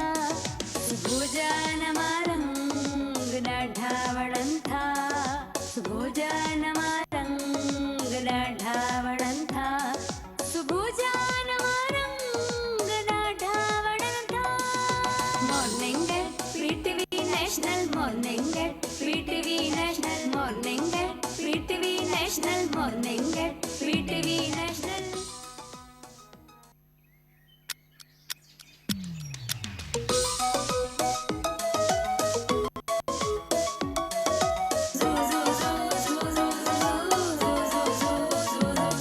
जॾहिं सिज थो घुरे त गुलड़ा टिड़न था, जॾहिं सिज थो घुरे त गुलड़ा टिड़न था। सुबुह जा नवा रंग ॾाढा वणनि था, सुबुह जा नवा रंग ॾाढा वणनि था, सुबुह जा नवा रंग ॾाढा वणनि था। Morning PTV national, morning PTV national, morning PTV national, morning PTV national. जी, नंढी नंढी साई खणंदा वियासीं, ईअं ई वॾी साई खणंदे वापसि आया आहियूं। ऐं ॾाढी ख़ुशी जी ॻाल्हि, छो जो जेको अॼु असां वटि पेर वेठल आहे उहो वाक़ई क़ाबिले तारीफ़ आहे। माशाल्लाह माशाल्लाह सां पाण त गॾु आयूं आहिनि, पर पंहिंजो ॿारड़ो, पंहिंजो पुटड़ो बि गॾु आंदो अथनि। ॾाढी ख़ुशी थींदी आहे जॾहिं माउ पुट, माउ धीअ या पीउ पुट पीउ धीअ वेंदा आहिनि त ॾाढो मज़ो ईंदो आहे। कल्ह बि पीउ पुटु गॾु हुआ असां सां, अॼु माउ पुट असां सां गॾु आहिनि। सो उन्हनि जी जर्नी बि उन्हनि खां ई शेयर कराईंदासीं। पर आउं तव्हांखे ॿुधाईंदी हलां त टीवी फिल्म स्टेज जी माया नाज़ अदाकारा, इन में को शक कोन्हे। PTV खां स्टार्ट वठण वारी, PTV सां जेके लाॻापा या चइनि मोहबतूं प्यार वंडियल ऐं ॾिनल जेके चइजे न वंडियल बंदि खां थींदो आहे वंडिबो त उहे शयूं बि उन्हनि वटि ॾाढियूं मेमरीज़ आहिनि, उहे बि असां ॻाल्हाईंदासीं उन्हनि जे बारे में। ऐं उन सां गॾोगॾु उन्हनि सां गॾु उन्हनि जो पुटड़ो बि मौजूदु आहे जेको इंटर जो स्टूडेंट आहे ऐं ड्रामनि सां बि TV ते बि माना हाणे कमु शुरू करे छॾियो अथनि। त असां चयो त छो न असां उन्हनि खे बि गॾु कैप्चर कयूं। सो असां वटि अॼु मौजूदु आहिनि शहनाज़ भट्टी ऐं नवीद भट्टी। अस्सलाम वालेकुम। वालेकुम अस्सलाम। वालेकुम सलाम। कीअं आहियो? ठीकु ठाक? First class? ज़बरदस्त। अल्लाह जा लख एहसान। तव्हां ठीकु आहियो? First class. शहनाज़ अॼु तव्हां पहिरियों सवाल इहो कंदसि, ही सभु हेॾां हाणे जी ॻाल्हि भेणुनि वारी, ठीकु आहे न, ऐं मज़ो बि उन में ईंदो। भाई त बरादरी। हा त ही प्लेटफॉर्म हिकु इहो सम्झ त जेको तव्हांजो स्टार्ट ई PTV आहे, तव्हां कयो आहे। अच्छा, नवां बि चवंदा त PTV जा गुण था ॻाइनि, हिन में त को शक कोन्हे। PTV वाक़ई ओड़ो आहे, ओड़ो मां ऐं पीउ वारो कैरेक्टर PTV हमेशह अदा कयो आहे। सिंधी प्लेटफॉर्म हेॾे सुठे पैमाने ते सुठो था वञनि, पंहिंजे घर में सुठो चवंदो आहे। सो मुंहिंजो घर, मुंहिंजो ड्राइंग रूम बि सुहिणो सुठो आहे। कीअं पियो फील थिए हिते अची मॉर्निंग शो में? हिते मॉर्निंग शो में माशाल्लाह माशाल्लाह, जीअं तव्हां ड्राइंग रूम जी ॻाल्हि कई, हा त ही ड्राइंग रूम असां सभिनी जो आहे। सभिनी जो आहे, जंहिंमें असां सभु ॻाल्हाईंदासीं। ओवरऑल असां सभिनी जो ड्राइंग रूम आहे ऐं ही तमामु ख़ूबसूरत ड्राइंग रूम आहे।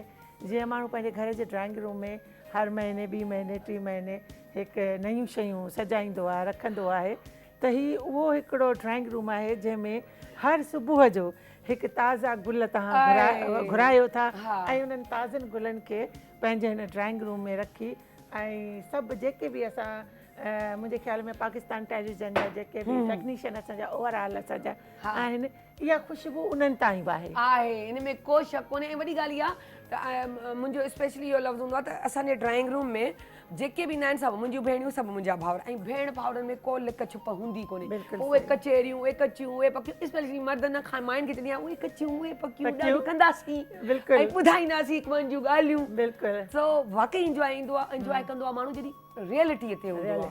छो जो अगरि बनावट हूंदी आहे त असां हीअं थी वेंदा आहियूं। रोबोट स्टाइल त असां रोबोट कोन आहियूं, असां स्क्रिप्टेड कोन आहियूं। बिल्कुलु बिल्कुलु। कुझु नेचुरल कुझु शयूं इंसान स्क्रिप्ट जे तहत हूंदियूं आहिनि त डिज़ाइन करणु, उन खां पोइ जेको ॻाल्हियूं हूंदियूं आहिनि उहे असांजे पंहिंजे दिलि जी हूंदियूं आहिनि। छो त असां आहियूं त नेचुरल न, नेचुरल असांखे रहणु खपे। असां आहियूं न ड्रामे में जेको आहे पपेट्स, ओके जेको चओ कंदासीं उहो कैरेक्टर। पर हिकिड़ी ॻाल्हि ॿुधायां मां तव्हांखे माज़रत सां गॾु, हा त पाकिस्तान टेलीविज़न जेको असांजो सेंटर आहे, उते जेको रोबोट न आहे न, इन में को शक कोन्हे। उन में हर कैरेक्टर जेको आहे सो नेचुरल कैरेक्टर रियलिटी सां भरियल हूंदो आहे। उहा ॼाण ॾींदा आहिनि हिते जा राइटर, डायरेक्टर, एक्टर जेको ज़िंदगीअ जा हादसा पिया हलंदा आहिनि। असांजा जेके प्रोड्यूसर साहिबान आहिनि उहे ऐं असांजा जेके टेक्निकल जेके असांजा माशाल्लाह अल्लाह हुननि खे ज़िंदगी ॾे, सिहत सभिनी खे ॾे, त उहे बि कॾहिं बि उन रोबोट खे जेको आहे एक्सेप्ट ई कोन कंदा आहिनि, फोकस ई कोन कंदा आहिनि। चवंदा न न असां त सॼी ज़िंदगी गुज़ारी आहे हिते ऐं ज़िंदगी जो लाइफ जो अरसो मुंहिंजे ख़्याल में मां 12 सालनि 13 खां आई आहियां। हिन वक़्त ताईं इहो टैग जेको आहे मूं ते आहे ऐं हिन टैग मूंखे जेकी पूरे मक़सदु ओवरऑल वर्ल्ड में जेकी मूंखे इज़त ऐं पज़ीराई ॾिनी आहे, सो ठीकु आहे अल्हम्दुलिल्लाह। ॿिया चैनल्स बि असांजा आहिनि, तंहिंमें सिंधी आहिनि, उर्दू आहिनि, PTV आहे, इन में त को शक कोन्हे। बेस्ट। हाणे पाण यादूं था शेयर कयूं, जीअं हाणे पर उन यादुनि खां पहिरीं त शहनाज़ हिकिड़े नंढड़े ॻोठ में ईअं रहंदी हुई। छा कॾहिं शहनाज़ सोचियो हो त मूंखे एक्टिंग करणी आहे, या शहनाज़ चयो त मुंहिंजो ख्वाबु आऊं ज़रूरु कंदसि, ऐं ईअं अचानक हिन फील्ड में अचणु या हादसाती या ज़रूरत कहिड़ी अहिड़ी शइ हुई जेकी तव्हांखे हिते खणी आई? ॾिसो, हीअ हूंदो आहे हिकिड़ो शौक़ु, ऐं शौक़ु हर ॿार खे कंहिंखे ज़्यादा एजुकेशन जो हूंदो आहे, कंहिंखे फ़न जो हूंदो आहे, कंहिंखे एक्टिंग जो हूंदो आहे, कंहिंखे घरदारीअ जो हूंदो आहे, त हीअ हिकिड़ा मुख़्तलिफ़ क़िस्म जा शौक़ु आहिनि। मूंखे एजुकेशन जो शौक़ु एतिरो कोन हो जेतिरो मूंखे हिन मीडिया में अचण जो शौक़ु हुयो। जॾहिं मां मीडिया में आयसि, इन थियसि, इहो मुंहिंजो हिकिड़ो ख़्वाबु पूरो थियो। उन खां पोइ मां पंहिंजी एजुकेशन मुकमल कई, छो त मूंखे मुंहिंजी जेकी हिकिड़ी जेके चइजे ख़्वाहिश उहा पूरी थी त ऑलरेडी अल्लाह ताला जे करम सां मां एजुकेशन खे बि मुकमल, ख़ैर एजुकेशन त हिकु समुंड आहे जंहिंखे कॾहिं बि को मुकमल नथो करे सघे, पर जेतिरी मुंहिंजे हिकिड़े पंहिंजे वस आहे ऐं मुंहिंजे पंहिंजी हिकिड़ी लिमिट आहे हर जेकी एजुकेशन हुई मां उहा कई।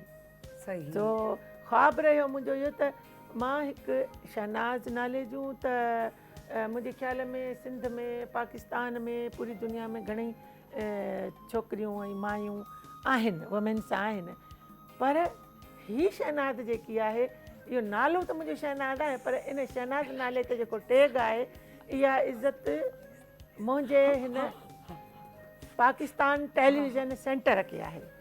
इहो मुंहिंजो नालो जेको शहनाज़ कयो आहे न, इहो मुंहिंजे हिन सेंटर, मुंहिंजे PTV इदारे जे तरफ़ां आहे, जंहिंजे करे आउं जिथे बि वञा थी, जंहिं बि जॻह ते वञा थी, यकीन तव्हां करियो मां उन महिल एक्सप्लेन नथी करे सघां, मुंहिंजे अखियुनि में उन वक़्तु पाणी अची वेंदो आहे। आउं चवंदी आहियां त मां त हिकिड़े हेॾड़े नंढड़े ॻोठ जी छोकिरी, मां किथां बिलोंग कयो ऐं हिते पहुतसि, ऐं हिन खां पोइ मूंखे एॾी अल्लाह ताला हिन नाले मूंखे एॾी इज़त ॾिनी आहे जो तव्हां यकीन कंदो वॾे में वॾा जिथे बि वञा थी न त अल्लाह उन्हनि असांजे सभिनी ऑफिसरनि ऐं अफ़सरनि खे वॾी ज़िंदगी ॾे, सिहत ॾे, उन्हनि जे 7 पीढ़ियुनि खे ॾे, त यकीन करियो असांखे ईअं बसि मां माना एक्सप्लेन नथी करे सघां, मां कुझु चई नथी सघां, जेतिरी असांखे ड्यू रेस्पेक्ट थी मिले। हाणे इन सां ईअं असां लिंक कंदे हिकिड़ी ॻाल्हि सोची आहे, हुन ज़हन में पियो अचे त जॾहिं शहनाज़ पहिरियों ड्रामो कयो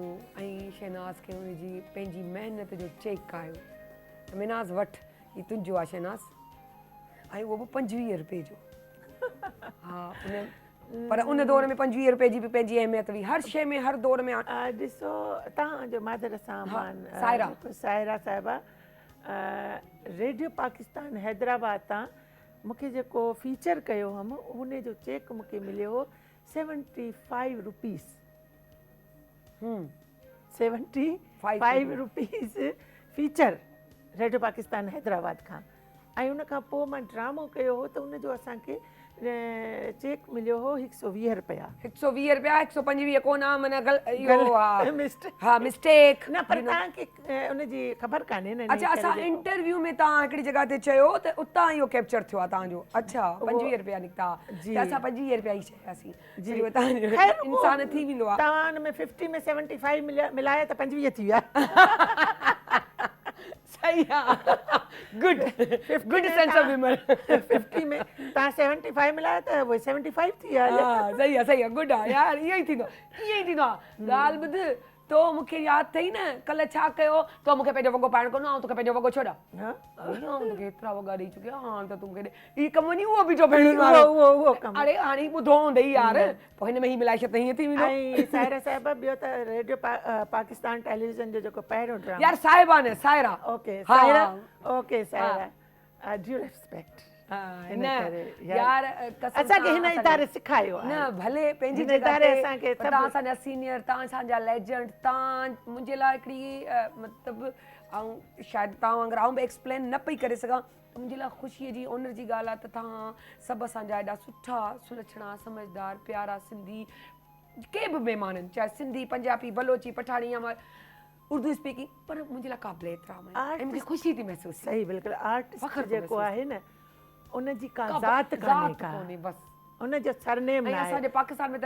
उनजो हिकिड़ो ई सरनेम आहे, आर्टिस्ट। हिकिड़ी ज़ात आहे, बाउंड्रीज़ न आहे। बिल्कुलु। पाकिस्तान टेलीविज़न जो जेको मां पहिरियों ड्रामो कयो हो, सोलो प्ले कयो हो, त उन में मूंखे 2000 मिलिया हुआ। मां एक्सप्लेन नथी करे सघां, 2000 न हुआ कि 2 करोड़ हुआ मुंहिंजे लाइ। 2 करोड़, ओए आउं त पाण घटि चई हुई, ओ ज़बरदस्त, ज़बरदस्त। घटि न करियो, मथे न छो त मुंहिंजी आदत हमेशह मथे वञण जी आहे। ख़बर अथव, इहा वॾी सुठी सोच आहे इंसान जी लाइफ लाइ, जो तव्हां वाकई सुठो सोचींदो त अॻियां वधंदो न। इहा जेकी इहा मथे वधण जी गिफ्ट ऑफ गॉड आहे, इहा मूंखे मुंहिंजे वालिद साहिब जे तरफ़ां मिली। गॉड गिफ्टेड ॻाल्हि वाकई सही। मुंहिंजे वालिद साहिब चयो त पुट ज़िंदगी में हमेशह मथे ई जी सोच रखजांइ, हेठि जी न रखजांइ। त बुलंदियूं हेठि पाणे रखंदे त चवंदा तूं मथे न बन मथे वेंदीअ कान का किथे इन करे हमेशह मथे जी सोच रखंदो त तव्हां अप कमु थींदो कामयाबियूं माणींदो तव्हां हमेशह तव्हां पंहिंजे ज़हन खे हेठां ई सोच ते कंजेस्टेड त उते करे ई रहंदो। छॾंदो त उते कंजेस्टेड माहौल में ई रहंदो हा इन में त कोई शक त कोन्हे इन करे मां चवंदी आहियां त सुठो ॻाल्हि बि कजे मथे सुठी सोच कजे ते ॻाल्हि आई ऐं पूरी करण वारो मथे वेठो आहे मालिक वेठो आहे पंहिंजो अलामा इक़बाल जो शाहीन अॼु बि असां वटि हिकिड़ो मौजूदु आहे छो जो अलामा इक़बाल जो महीनो पियो हले त माशाअल्लाह। उन शाहीन सां बि असां ॻाल्हाईंदासीं ऐं असांजो शाहीन आहे नवीद नवीद हिन फील्ड में कीअं छो छाजे लाइ इंस्पायर थी आहियो कीअं दिलि चयसि त मूंखे बि करणु खपे मुंहिंजी इंस्पिरेशन त मुंहिंजी अम्मी आहे छो इन की में को शक कोन्हे इन वजह सां उन्हनि जा ड्रामा ॾिठा अथमि नंढपण खां ऐं उन्हनि जूं मूवीज़ वग़ैरह त अम्मी मुंहिंजी इंस्पिरेशन आहे मीडिया में अचण जी हा त उन करे तव्हां जेको चयो त मूंखे वञणु घुरिजे वञणु घुरिजे ऐं माशाल्लाह हींअर तव्हां लाइ केतिरो टाइम थी वियो हुन फील्ड में आहे तव्हांखे मां त नंढपण खां वठी आहियां आई थिंक जॾहिं आई वॉज 10 ओके तॾहिं उन खां उमिरि खां ओ सही आहे इलाही हींअर बि तव्हां नंढड़ा ई आहियो हींअर बि तव्हां अलामा इक़बाल जा शाहीन ई आहियो ऐं शाहीननि में त असांखे वॾियूं आसूं आहिनि आसूं त हीअं आसमान ना परवास कंदा ऐं कामयाबी माणींदा हलंदा वेंदा केतिरा प्रोजेक्ट्स हेसि ताईं कया आहिनि तव्हां माशाल्लाह सां आई थिंक 23 ताईं कया आहिनि जेसि ताईं मूंखे यादि आहिनि। नाचो नवीद सच में माशाल्लाह यार ज़बरदस्त ही त उहो चाइल्ड आहे जो वाकई मंज़लूमान बिल्कुलु गामज़न आहे सो कहिड़े क़िस्म जा कैरेक्टर कया आहिनि हींअर माशाल्लाह तव्हां जंहिं एज में आहियो टीन एज में आहियो तंहिं में तव्हांखे चवंदा हूंदा थोरो घणो नंढे जीअं नंढो भाउ हूंदो आहे हीरो जो जस्ट लाइक उहो बि साइड हीरो ई कहलाईंदो आहे Side त है न छो जो एज नंढी आहे त उहो फेस त ख़बर पवंदी आहे बिल्कुलु, इन में त कोई शक कोन्हे पर उन में पको हीरो करे बिहारण इहो सही कोन हूंदो सही इहो न थियो, बिल्कुलु। एग्ज़ैक्टली त पोइ अहिड़ो को कैरेक्टर कयो आहे जंहिंमें का हुजे त तोसां गॾु छोकिरी बि रखूं था ईअं चयो अथनि हा मां हिकिड़ो रिसेंटली कयो PTV जो त उन में मुंहिंजी भेण मूंसां गॾु रखी हुन न भेण न त के छोकिरीअ में तव्हां ॾिसी ऐं थोरो हीअं था कयो अहिड़े टाइप जो को सीन आयो आहे हीरोइन विथ यू न अञा कोन्हे माना अञा उहो एक्सपीरियंस कोन्हे सुठी ॻाल्हि आहे न ईअं अचे भले थोरा वॾा हा, थी न वञो। अचे न फिलहाल। अचे एग्ज़ैक्टली न अचे ऐं उहो ई पुछण वारी चयो कीअं फील थियो बाबा ॿुधाइजे पर सुठो आहे मूंखे इहो सवाल करिणो ई कोन पियो पवे सुठो आहे असांजी इहा ई क्वालिटी आहे स्पेशली PTV जी त असां कैरेक्टर बि उनजे नेचर उनजे हिसाब सां ॾींदा आहियूं त छो जो हिते त जेके अचनि था उन्हनि खे सभिनी जी एज बि ख़बर हूंदी आहे पर कैमरा बि त सच ॻाल्हाईंदी आहे तव्हांजी चवंदा आहिनि त पर्ची बि जॾहिं हलंदी आहे त हिकु टाइम ॿ टाइम टे टाइम पर्ची ज़रूरी आहे ऐं पाण थी हिनखे प्रेफर कयां त पर्ची ज़रूरी आहे एसि ताईं उन जॻह ते पहुचण जी अॻियां कैमरा खे फेस तव्हांखे करिणो आहे बिल्कुलु उन अॻियां जॻह ते पाण रस्तो खे हा ठाहिणा आहिनि, आमुर रस्ता जले पाण केरु खे पहुचाए अॻियां पोइ तव्हां कामयाबियूं हासिल कयो छो जो तव्हांखे पंहिंजो मां टैलेंट त ॿार ॾेखारियो खे तेसीं ताईं जॾहिं हू नंढड़ो हूंदो आहे हिकिड़ी विख खणंदो वरी ॿी विख सां किरंदो मां ॿी झलण सां सेखारींदी विकंदो। कॾहिं हुन पाणे हलण सेखारियो सिखो। हाणे पोइ हूअ पाण आथड़ी पाथड़ी करे बसि। वञी पंहिंजो स्ट्रांग थींदो बीहंदो आहे Exactly. त हर मीडिया में हर ऑफिस में हर कम वर्क में इंसान जेको हूंदो आहे उहो रुॻो हिकिड़ो रस्तो ॾेखारींदो अच्छा शहनाज खे कुकिंग सां दिलचस्पी आहे आहे यार घटि ठहियो ॾिसो न इहो ई त असांजो करिणो आहे जंहिंखे आहे खाइण उन सां बारे आहे। में बि असांखे ॻाल्हाइण लाइ खाइण सां है न आहे। खाइण सां आहे न खाइण सां हाणे जेके खाइण वारा आहिनि उन्हनि जो बि असां ख़्यालु रखंदा आहियूं उन्हनि जो त असां ख़ासि ख़्यालु रखंदा आहियूं त हिनखे त ठाहिण सां दिलचस्पी कोन्हे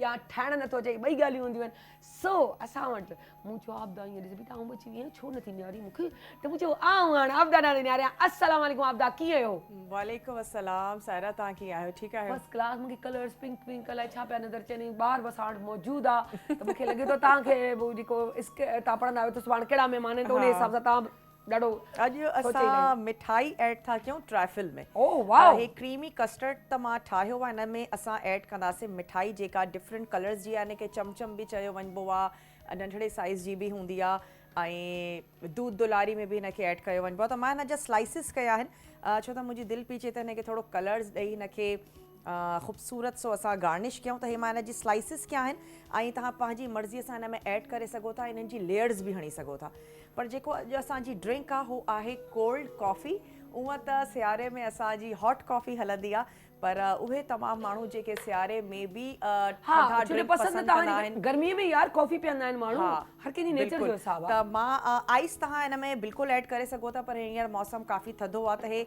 कॉफ़ी ईअं तव्हां न ऐड कजो। पाणी गरम करिणो आहे, गरम पाणी करे हुन में कॉफ़ी ऐड कयो, उहो फ़ौरन डिज़ोल्व थी वेंदी। मां हिन में खंडु बि शामिलु कई आहे 3 टेबल स्पून। त हे जेको असांजो मिक्सचर आहे इहो अवल असां ब्लेंडर में ऐड कंदासीं।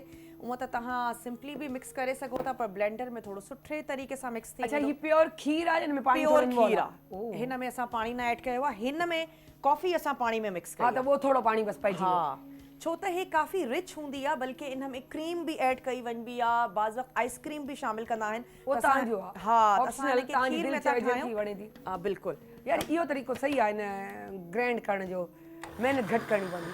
बिल्कुलु। हे असां हिन खे मिक्स कयोसीं, ऐं छो त खंडु बि असांजी डिज़ोल्व आहे, मां गरम पाणी में ऐड कई हुई। थोरी जॾहिं असां हिन खे मिक्स कंदा आहियूं त हिकिड़ी झग ठही वेंदी आहे, बिल्कुलु। जेका ख़ूबसूरती बि इन में आणींदी आहे। त मां हिन खे सर्व थी कयां, ऐं जेको असांजो ट्राइफल आहे हुन में असांखे छा करिणो आहे, बसि मां मिठाई सां हुन खे डेकोरेट कंदमि ऐं हो तयारु थी वेंदो। त हे असांजी ज़बरदस्ती जेका कोल्ड कॉफ़ी आहे सा बसि एतिरो ई भरियोसि ताकी 3 गिलास असांजा भरियल थी वञनि। न टे न भले ॿिया बि पीअनि। न उन वारी हाफ कंदासीं। छो जे चवंदा आहिनि मिली खाओ त बरकत पवंदी। बरकत पाओ। छा अॼु त मिली खाओ शहनाज त सायरा थी बरकत वई। पाओ। काफ़ीअ सां काफ़ियो मिलायो। सो अॼु काफ़ियो जेको आहे ॾिस न कुदरती कनेक्शन वधी मिली वेंदा आहिनि। सिंधी में पाण चवंदा आहियूं त वंडे खा ईमान पा। हा वाह वाह माण्हू वंडे खाईंदो त वंडे खाईंदो ऐं ईमान ख़बर हुनजो पवंदी आहे। कुदरती ईंदो। एक्ज़ैक्टली। ऐं किथां पियो अचे ख़बर किथां न पियो पवंदी अचे पए। ख़बर ई कान थी पए। अलाह साईं जो चवणु आहे त तूं हथ त विझ कंहिं शइ में, अॻियां वधाइणु मुंहिंजो कमु आहे, तुंहिंजो कमु कोन्हे। इहो मुंहिंजो आहे त आउं तोखे कीअं थो अॻियां पहुचायां। बसि नियत जो कमाल आहे त नियत साफ़ रख, मंज़िल आसान कर। हाय सदके वञां पंहिंजो आबिदा ते वाकई 3 मगा गिलासड़ियूं ठाहे छॾियूं अथई। सो असां ते महिमान भई पोइ असां वरी पाण में वंडे खाईंदासीं। पोइ इहो हूंदो यार तूं हिनखे खाराए ॾी, तूं हिनखे खाराए, तुंहिंजे मुंहिंजे हिसे में अची वेंदा। सो वाकई वंडे खाइण जो हिकिड़ो पंहिंजो मज़ो आहे। सॉरी, अॼु असीं आहियूं, असां तव्हांखे ज़्यादा खाइण न ॾींदासीं। अरे यार जान बि कुर्बान ही त खाधो आहे। सो बसि सचाई हुजे, प्यार हुजे। बिल्कुलु। सो अॼु तव्हां मिली खाईंदासीं, मिली गॾु। खाईंदासीं। अॼु असांजे लेजेंड्स चॉकलेटी हीरो सुहिणो फिल्मुनि जो उहो एक्टर जे उनखे उन दौर में ईअं हूंदो जे न खणूं त फिल्म मुकमल कोन हूंदी, हीरो हीरो न लॻंदो। उन्हनि जी अॼु वरसी आहे। वहीद मुराद साहब, अलाह उन्हनि खे जन्नत अल फिरदौस में आला मुक़ाम ॾे। उन जे लवाइकीन खे बि अञा ताईं बि सब्र जी ज़रूरत हूंदी। छो जे वञण वारा वञनि था हली। जीअं चवंदा आहिनि न त इंसानु जेॾी महिल मरंदो आहे त पहिरीं हुनजो नालो हुन खां फुरिजी वेंदो आहे, डेड बॉडी में शुमारु थी वेंदो आहे। पोइ जंहिं महिल मरी वेंदो आहे त आहिस्ता आहिस्ता वेठे हुनखे जंहिं महिल दफ़नाईंदा आहिनि, माना खणी वेंदा आहिनि।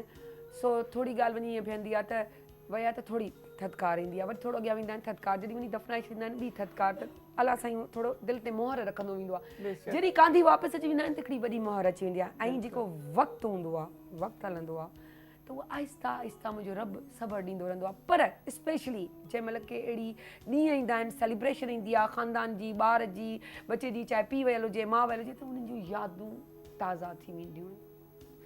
सो इहो असांजा उहे लेजेंड्स हुआ। त उन सेंस में मूं इहा ॻाल्हि कई त उन्हनि जे लवाइकीन खे हींअर बि सब्र जी ज़रूरत आहे। छो जो जेॾी महिल उन पुट जी शादी या हाणे उनजे पुट जी शादी या धीअ जी शादी थींदी, धीअ जी शादी थींदी, त उन्हनि खे बि वरी उन्हनि जो नानो ॾाढो यादि ईंदो।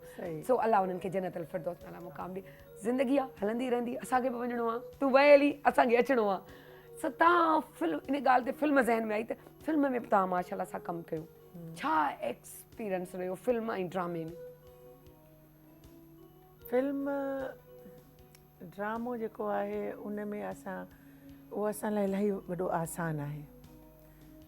उहो इन ई करे जो असां उन ड्रामे जे अंदरि ऑन दी सेट असां जा सीनियर्स हुजनि या जूनियर्स हुजनि, त उन में जेतिरा बि रिटेक्स था थियनि, रिटेक्स उन में असांखे एतिरी परेशानी कान थी थिए। पर होॾां जेको आहे जेकॾहिं हेॾां मतिलबु इहो प्रॉफिट आहे त रिटेक्स कयो, वरी अगेन टू दी अगेन। पर होॾां जेको आहे हिकु दफ़ो जेको रिटेक आयो त उहो मटीरियल ख़राबु थो थिए उन्हनि जो। उहो मटीरियल फिल्म्स जेकी आहे 35 mm उनजो मटीरियल ज़ाया थो थिए। त उहो चवंदा आहिनि रीटेक्स न ॾियो। न ॾियो, बिल्कुलु परफेक्ट जेको आहे रिमेंबर करे उन खां पोइ तव्हां जेको छो जो act महांगो करियो। हूंदो, महांगे जे करे हू जी। थोरो टेंशन में हूंदा त तव्हां असांखे रीटेक्स घटि ॾियो, बिल्कुलु। प्रैक्टिस कंदा रहो पोइ अचो स्क्रीन ते, जस्ट लाइक स्टेज। स्टेज इन करे तव्हांखे जेको सो जेतिरो तव्हांखे टाइम खपे उहो टाइम वठो, पर रिमेंबर करे पोइ ऑन दी सेट अचो। छो जो एडिट करण बि त मुश्किल थी मुश्किल वेंदो थो न। अचे, ऐं फर्स्ट ऑफ ऑल त ज़ाहिरी ॻाल्हि आहे उन्हनि जो नुक़सानु थो थिए, पैसे जो नुक़सानु थो थिए न। हा, ऐं लाज़मी हिकिड़ी फिल्म ठाहिजे थी उन ते ख़र्चा करोड़ों रुपया था ख़र्च अचनि, त लाज़मी आहे। हिते असां वटि वरी माशाल्लाह अल्लाह जा लख एहसान आहिनि त जीअं पुराणे ज़माने में हाणे त हू अची वियूं आहिनि सीडियूं, सीडियुनि खां बि ॻाल्हि मथे चढ़ी चुकी आहे, बिल्कुलु त बिल्कुलु। उन वक़्तु इहो जॾहिं हूंदो त टेप लॻाए छॾंदा, कैसेट वरी फॉरवर्ड करे, वरी रिवर्स करे फॉरवर्ड, त हीअ असां वटि अल्लाह जा लख एहसान आहिनि पाकिस्तान टेलीविज़न में। त इहो हूंदो आहे त असां मतिलबु रीटेक न ॾियूं त सुठो आहे, उन में असांजी गुडविल हूंदी आहे, गुडविल हूंदी आहे, हिकिड़ी असांजी रेस्पेक्ट हूंदी आहे। ज़्यादा रीटेक ॾियण सां असां जेको त पाण बि गिल्टी फील कंदा आहियूं, असांजे जेके प्रोड्यूसर्स आहिनि उन्हनि खे बि सुठो कोन लॻंदो आहे। असीं चाहींदा आहियूं त असांजे तरफ़ां उन्हनि खे तकलीफ़ न अचे, त मक़सदु जेको आहे उहो इहो आहे त हेॾां होॾां नुक़सानु आहे, हेॾां कोन्हे को, इहो फ़ाइदो आहे हिन जो।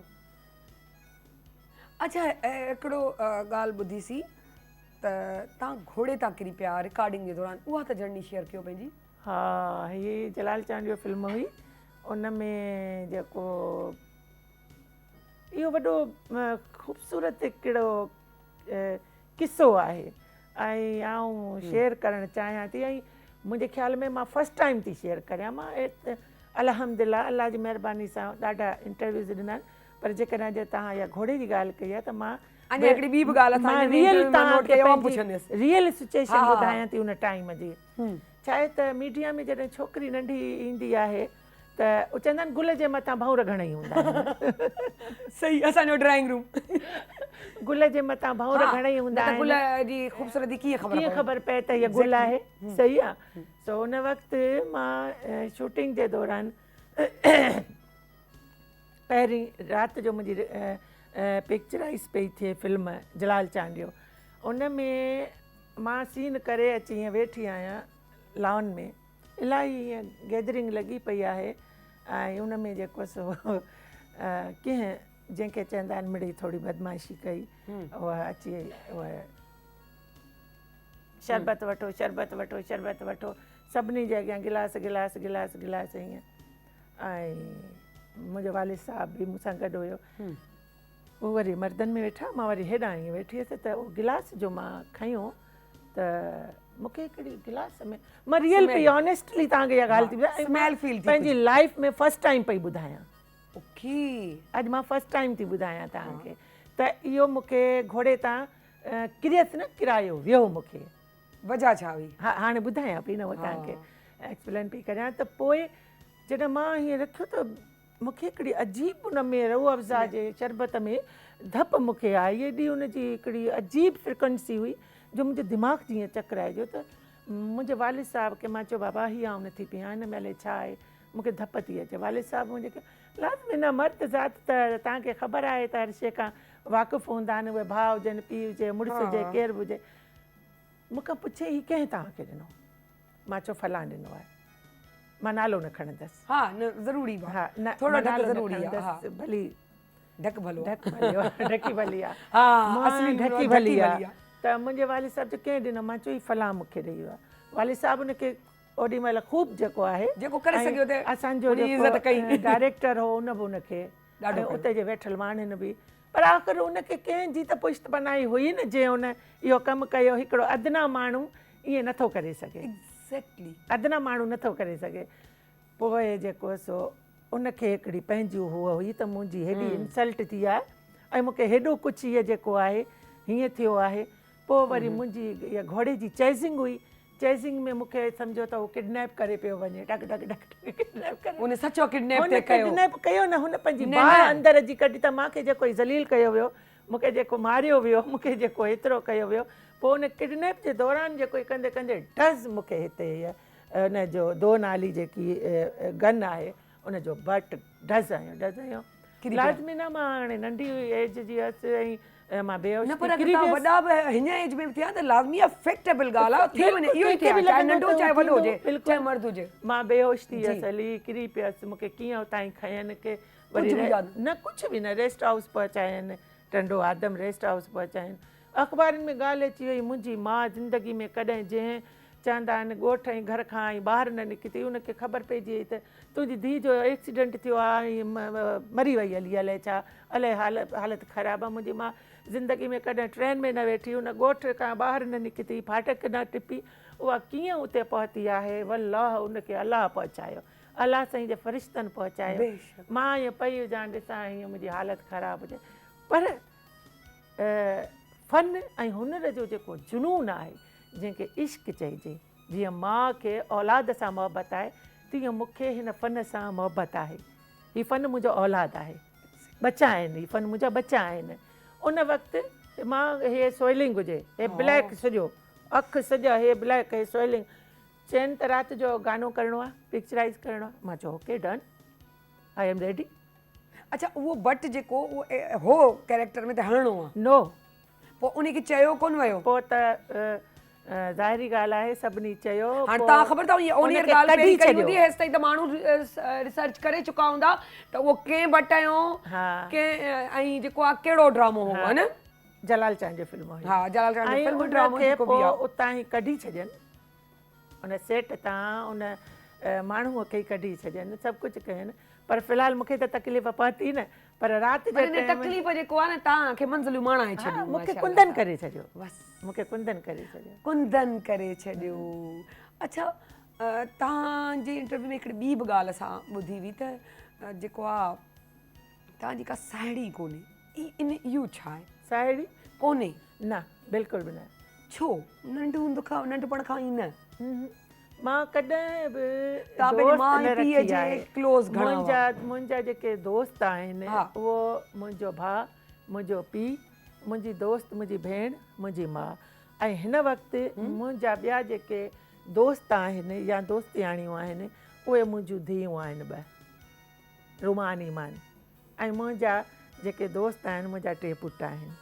मुंहिंजी फैमिली मेंबर्स मुंहिंजा दोस्त आहिनि, ऐं मेल फीमेल ॿिन्हीअ में। बाक़ी हूअं मां पंहिंजे मीडिया जे तमामु आर्टिस्टनि जी सभु रेस्पेक्ट थी करियां, मुंहिंजूं भेणूं आहिनि, ऐं हा, मां उन्हनि जी भेण आहियां।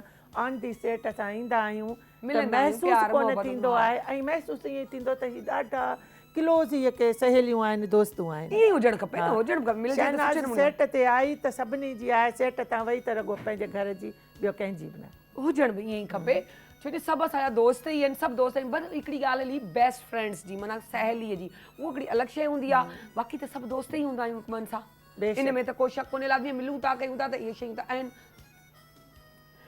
पसे आईना ड्रामो तव्हां कयो, पंहिंजो पुलिस वारी तव्हां थिया, ऐं पंहिंजो जेको आहे नाहिद रुबीना अशरफ ऐं पंहिंजो नाहिद शबीर बि हुयूं। हा जी, बिल्कुलु नाहिद शबीर, हा जी जी, फरीदा शबीर, सॉरी नाहिद शबीर पिया, फरीदा शबीर। त इन्हनि सां तव्हांजो उर्दू जो कहिड़ो एक्सपीरियंस कहिड़ो रहियो? न, मां अल्हम्दुलिल्लाह उर्दू ड्रामा ऐं सोलो प्लेस, सीरियल्स, शुक्र अल्हम्दुलिल्लाह शुरू खां ई कंदा आया आहियो। मां इलाही तमामु घणो कमु कयो। छो जे उन वक़्तु ख़बर अथव उन सिंधी उर्दू कोन हो, PTV ते सिंधी वारा उर्दू में, उर्दू वारा सिंधीअ में बची वेंदा हुआ। बिल्कुलु बिल्कुलु, ऐं लॻंदो ई कोन हो। त मूंखे कॾहिं रुबीना अशरफ साहिबा या फरीदा साहिबा या ॿिया जेके असांजा मेल फीमेल्स आहिनि, कॾहिं बि असांखे कंहिं बि आर्टिस्ट उते ऑन दी सेट डिग्रेड न कयो, ओब्लाइज कयनि असांखे। इहा क्वालिटी हुई PTV जे एक्टरनि जी। बिल्कुलु उहा हुई। उहे ॾींहं शेयर कयो त तव्हां बि खणी ईंदा लंच बॉक्स, टिफिन बिल्कुलु, कंहिंजे घरनि में बि अचण वञण हूंदा एयरलाइन जा त पाण में, पर तव्हां के वरी सेट ते खणी ईंदा, उहा त तव्हां उहा सम्झी वई आहियां, पर मुंहिंजो मक़सदु तव्हां पंहिंजो लंच बॉक्स में त लंच बॉक्स जेको आहे, उहो लंच बॉक्स में मां हिकिड़ो मशहूरु आर्टिस्ट आहियां, हिकिड़ी आऊं ऐं हिकिड़ो पंहिंजो अहमद मेमण साहिबु जी। असां लाइफ गुज़री वई हली त असां पंहिंजो लंच गॾु पाण सां गॾु खणी ईंदा हुआसीं, हू बि ऐं मां बि। पोइ वरी मिली वनडे खाईंदा, जेके असांजा सीनियर्स जेके वीचारा हिवाज़ लेट्स आहिनि, त उहे वीचारा उहे बि गॾु जेके घुराईंदा। ऐं असांजो ही पाकिस्तान टेलीविज़न अॼु खां 25 साल पहिरीं 30 ही परस्तान हो अॼु बि उहे रौनकूं ऐं शुरू थी अॼु चुकियूं बि अथव। थी चुकियूं आहिनि वरी ऐं खां अलाह वापसि। कंदो अॻिते थींदियूं। इंशाअल्लाह। ऐं मुंहिंजे ख़्याल में 1.5 ॿ थींदा आहिनि त हिते वाक़ई चवंदा त माण्हू चवंदा त समां कंहिं ॿुधियो ज़माने पियो में हूंदो। आखाणी ॿुधंदासीं परस्तान जूं हिते परस्तान शहज़ादियुनि जूं। हिते शाम थींदी न त सभु पासे रगो सिंधी उर्दू हर आर्टिस्ट माना आर्टिस्ट ई परस्तान हो, आर्टिस्ट, परस्तान हो। ऐं यानी राति जा 11 थी वेंदा 12 कंहिंजी दिलि दिलि कोन कान्हे थींदी त चवंदी वञा। त घर वञूं हासीं। माटी न असां माइटनि टीवीअ खे ॾेई छॾिया आहिनि ॿार उते ई कमाइनि उते ई खाइनि बसि जंहिंमहिल दिलि चवनि था अचनि बिल्कुलु न त न। बिल्कुलु। अच्छा नवीद हिकिड़ो जुमिलो ॿुधमि उहो दिमाग़ में घुमे पियो मुंहिंजो पुछंदसि नवीद खां जंहिंमहिल चयो वियो त तव्हांखे प्रोग्राम में सॾायो पियो वञे त तव्हां चयो त हा आउं सुञाणा थो त इहा शइ मूंखे ॾाढी अट्रैक्ट कई ऐं मुंहिंजे ज़हन में पई घुमी अञा ताईं पई घुमे जो मूं पहिरीं चयो त इहो सवाल पियो जॾहिं इहो विच में थी कयांसि। बिल्कुलु। हाणे ॿुधायो कीअं तव्हां मूंखे सुञाणो था? मां काफ़ी दफ़ा ईअं मां PTV जा ड्रामा पियो ॾिसंदो आहियां कॾहिं PTV होम ते या अर्तुगुल वारा इहे त विच विच में मां ईअं ॾिसंदो आहियां तव्हांजा मॉर्निंग शोज़ जेके रिपीट हलंदा आहिनि त मुंहिंजी नज़र जे अॻियां ईअं अची वेंदा आहिनि त उतां मूंखे यादि हो त मॉर्निंग शो त इहो ई आहे PTV जो उतां मूंखे यादि हो। ओके छो जो यूट्यूब ते बि असांजो आहे मॉर्निंग शो माशाल्लाह सां। वाओ ऐं ॾाढी ख़ुशी थी मूंखे इहो सुवालु दिमाग़ में मां पुछंदे ज़रूरु छो जो लामी अम्मा सुञाणे थी सम्झ में अचे थो छो जो इन्हनि सां मुलाक़ात हुआ पर पुटु सुञाणे थो इहा थोरी ख़ुशी बि थी त केरु सुञाणे ऐं थो थोरी स्ट्रेंज बि लॻी। हा स्ट्रेंज जस्ट लाइक के यार मूंखे सुञाणे थो कीअं माना स्ट्रेंज बि उन सेंस में ऐं टेनेजिस नंढो हिकिड़ो ॿारु मूंखे सुञाणे थो वॾी ॻाल्हि आहे वॾी ॻाल्हि आहे ऐं मुंहिंजे लाइ इज़त जी ॻाल्हि आहे ऐं मुंहिंजे लाइ ख़ुशीअ जी ॻाल्हि आहे ऑनरेबल ऐं हा ऐं मूंखे वॾी ॻाल्हि त मूंखे शैलीन ॿुधायो चई त उहा ॾाढी सुठी आहे चई इहे जुमिला हुन मूंखे कोट कया त हू दिमाग़ में पियो फिरिया त मुंहिंजो हेॾो ॿारु एॾो सुठो ॻाल्हाइणु एॾी सुठी सोच मेन शइ उहा सोच तव्हांजी अंदरि जेको हूंदो तव्हां ॻाल्हाईंदा बि त उहो न जेके अंदरि में हूंदो त इहा मुंहिंजे लाइ ॾाढी काउंटेबल ॻाल्हि हुई ऐं मूंखे सुठो लॻो छो जो ॿिया त वॾा चवंदा आहिनि सुठो आहे किनो आहे सभु पर ॿार अगरि तव्हांखे सुञाणे त मुंहिंजे लाइ इहा वधीक न्यू टैलेंट तव्हां सां न्यू टैलेंट आहियो जेके असांजी प्रोड्यूसर शैलीम मुंहिंजी नालो कंटेंट प्रोड्यूसर उहा जेकी माशाल्लाह जॾहिं हुननि कॉन्टेक्ट मूंसां कयो मूंसां ॻाल्हायूं त मूंखे उनजी गुफ़्तगू में हिकु एॾी त पंहिंजाइयत लॻी इन में को शक कोन्हे त उहा शैलीम साहिबा जेकी आहे उहा असांजे लाइ त छोकिरी आहे नंढी आहे ज़ाहिरी ॻाल्हि आहे पर हुनजे ॻाल्हाइण जो हिकिड़ो अंदाज़ वॾनि वारो आहे माशाल्लाह समझदारी आहे बिल्कुलु नो डाउट ऐं मूंखे ॾाढी ग्रेसफुल ऐं मां इन में ॾिठो को शक कोन्हे अॼु मां आई आहियां जो मुलाक़ात आवाज़ ॿुधी आवाज़ पर वाक़ई जेको सो ऐं कॉन्टेक्ट ते आहे या जो बि आहे पर अल्लाह करे इंशाल्लाह परमानेंट बि थी वेंदा अल्लाह ख़ैर कंदो इंशाल्लाह। अच्छा नवीद जी लाइफ में छा एम आहे त छा करणो? मूंखे गैस्ट्रोएंटरोलॉजिस्ट थियणो आहे मेडिकल फील्ड में। वाह त मुंहिंजो एम त इहो आहे बाक़ी हॉबीज़ त इलाही आहिनि मसलन गार्डनिंग ओ वाओ ऐं कुकिंग ओके इहे ई ॿ आहिनि मेन। अरे वाह तव्हां ॾाढो क्यूट क्यूट सा ॾाढा प्यारा प्यारा सा बेबी हुयो कसम सां ॾाढी ॻाल्हि आई ॾाढी ख़ुशी पई ॾिए ॾाढो सुठो पियो लॻे ऐं कीअं फ़ख़्रु महसूसु थींदो आहे माउ खे कॾहिं ॿाहिरि ॿुधंदा तव्हां जी अम्मी आहे यार तुंहिंजी अम्मी आहे न बिल्कुलु बिल्कुलु इहा ॻाल्हि आहे केरु बि ईअं पुछंदो आहे त शहनाज़ भट्टी तव्हांजी अम्मी आहे मां चवंदो आहियां हा त ॾाढो हिकिड़ी इज़त मिलंदी आहे ऐं ॾाढी हिकिड़ी रिस्पेक्ट मिलंदी आहे फ़ख़्रु महसूसु थींदो माण्हू प्राउड थींदो आहे अल्लाह कंदो इंशाअल्लाह तव्हां मंज़िलूं माणींदा ऐं कामयाबी हासिलु कंदा असांजी दुआऊं आहिनि ऐं लाज़मी ॻाल्हि आहे माउ खे बि ईअं फ़ख़्रु थींदो हूंदो त हीउ मुंहिंजो पुटु आहे सभु सुञाणनि था एक्टिंग हुन में ॻाइण सां दिलचस्पी आहे न ॻाइण में न आहे की औलाद जेको आहे सायरा माइट हिकिड़ो औलाद अक्स आहे ऐं जॾहिं माइट हिकिड़ी पंहिंजी एज ॾांहुं ईंदो आहे त पोइ औलाद जी सूरत में हू पंहिंजो अक्स ॾिसंदो आहे जवानी ऐं पंहिंजा रांदियूं पंहिंजूं खेॾियूं सभु पंहिंजी हर शयूं। शइ So- उनखे फॉलो कंदो आहे ॾिसंदो आहे त मां आहियां मां आहियां ॾाढी सुठी पीउ ॻाल्हि छोकिरे ॾाढी में मां सुठी ॻाल्हि छोकिरियुनि आहे में ॾिसंदो मां आहियां असल में उहो छा आहे जो कचहरी में वाकई ख़बर कोन पई टाइम जी मूंखे अमूमन लास्ट वारे में त बिल्कुलु ई ख़बर कोन पवंदी आहे छो जो एॾी सुठी कचहरी हलंदी आहे जो ड्राइंग रूम में वाकई इहो ढेग थियो वञे जीअं मूंखे अमा चवंदी आहे जेॾा बीह थी बसि बियो ई रही सो उहे कचहरियूं थियनि सो कचहरियूं रहिजो वञनि सो महिरबानी लख एहसान तव्हां सां प्रोग्राम आया थैंक यू आबदा सो असां ज़ुल्म कंदा आहियूं आबदा सां आख़िर में आबदा हाणे तोखे विच में आणींदासीं अॼु खां पोइ सो असां सभिनी खे इजाज़त ॾींदा ॾाढी सुठी शइ गार्डनिंग बि सुठी शइ आहे अॼु खां उहो थी वरी इहो लफ़्ज़ थी कयां वण पोखियो चवंदी आहियां न त उहे गार्डनिंग कनि सो सायरा अली ख़ान खे इजाज़त ॾींदो सुभाणे वरी मिलंदासीं पाकिस्तान ज़िंदाबाद morning PTV national morning PTV national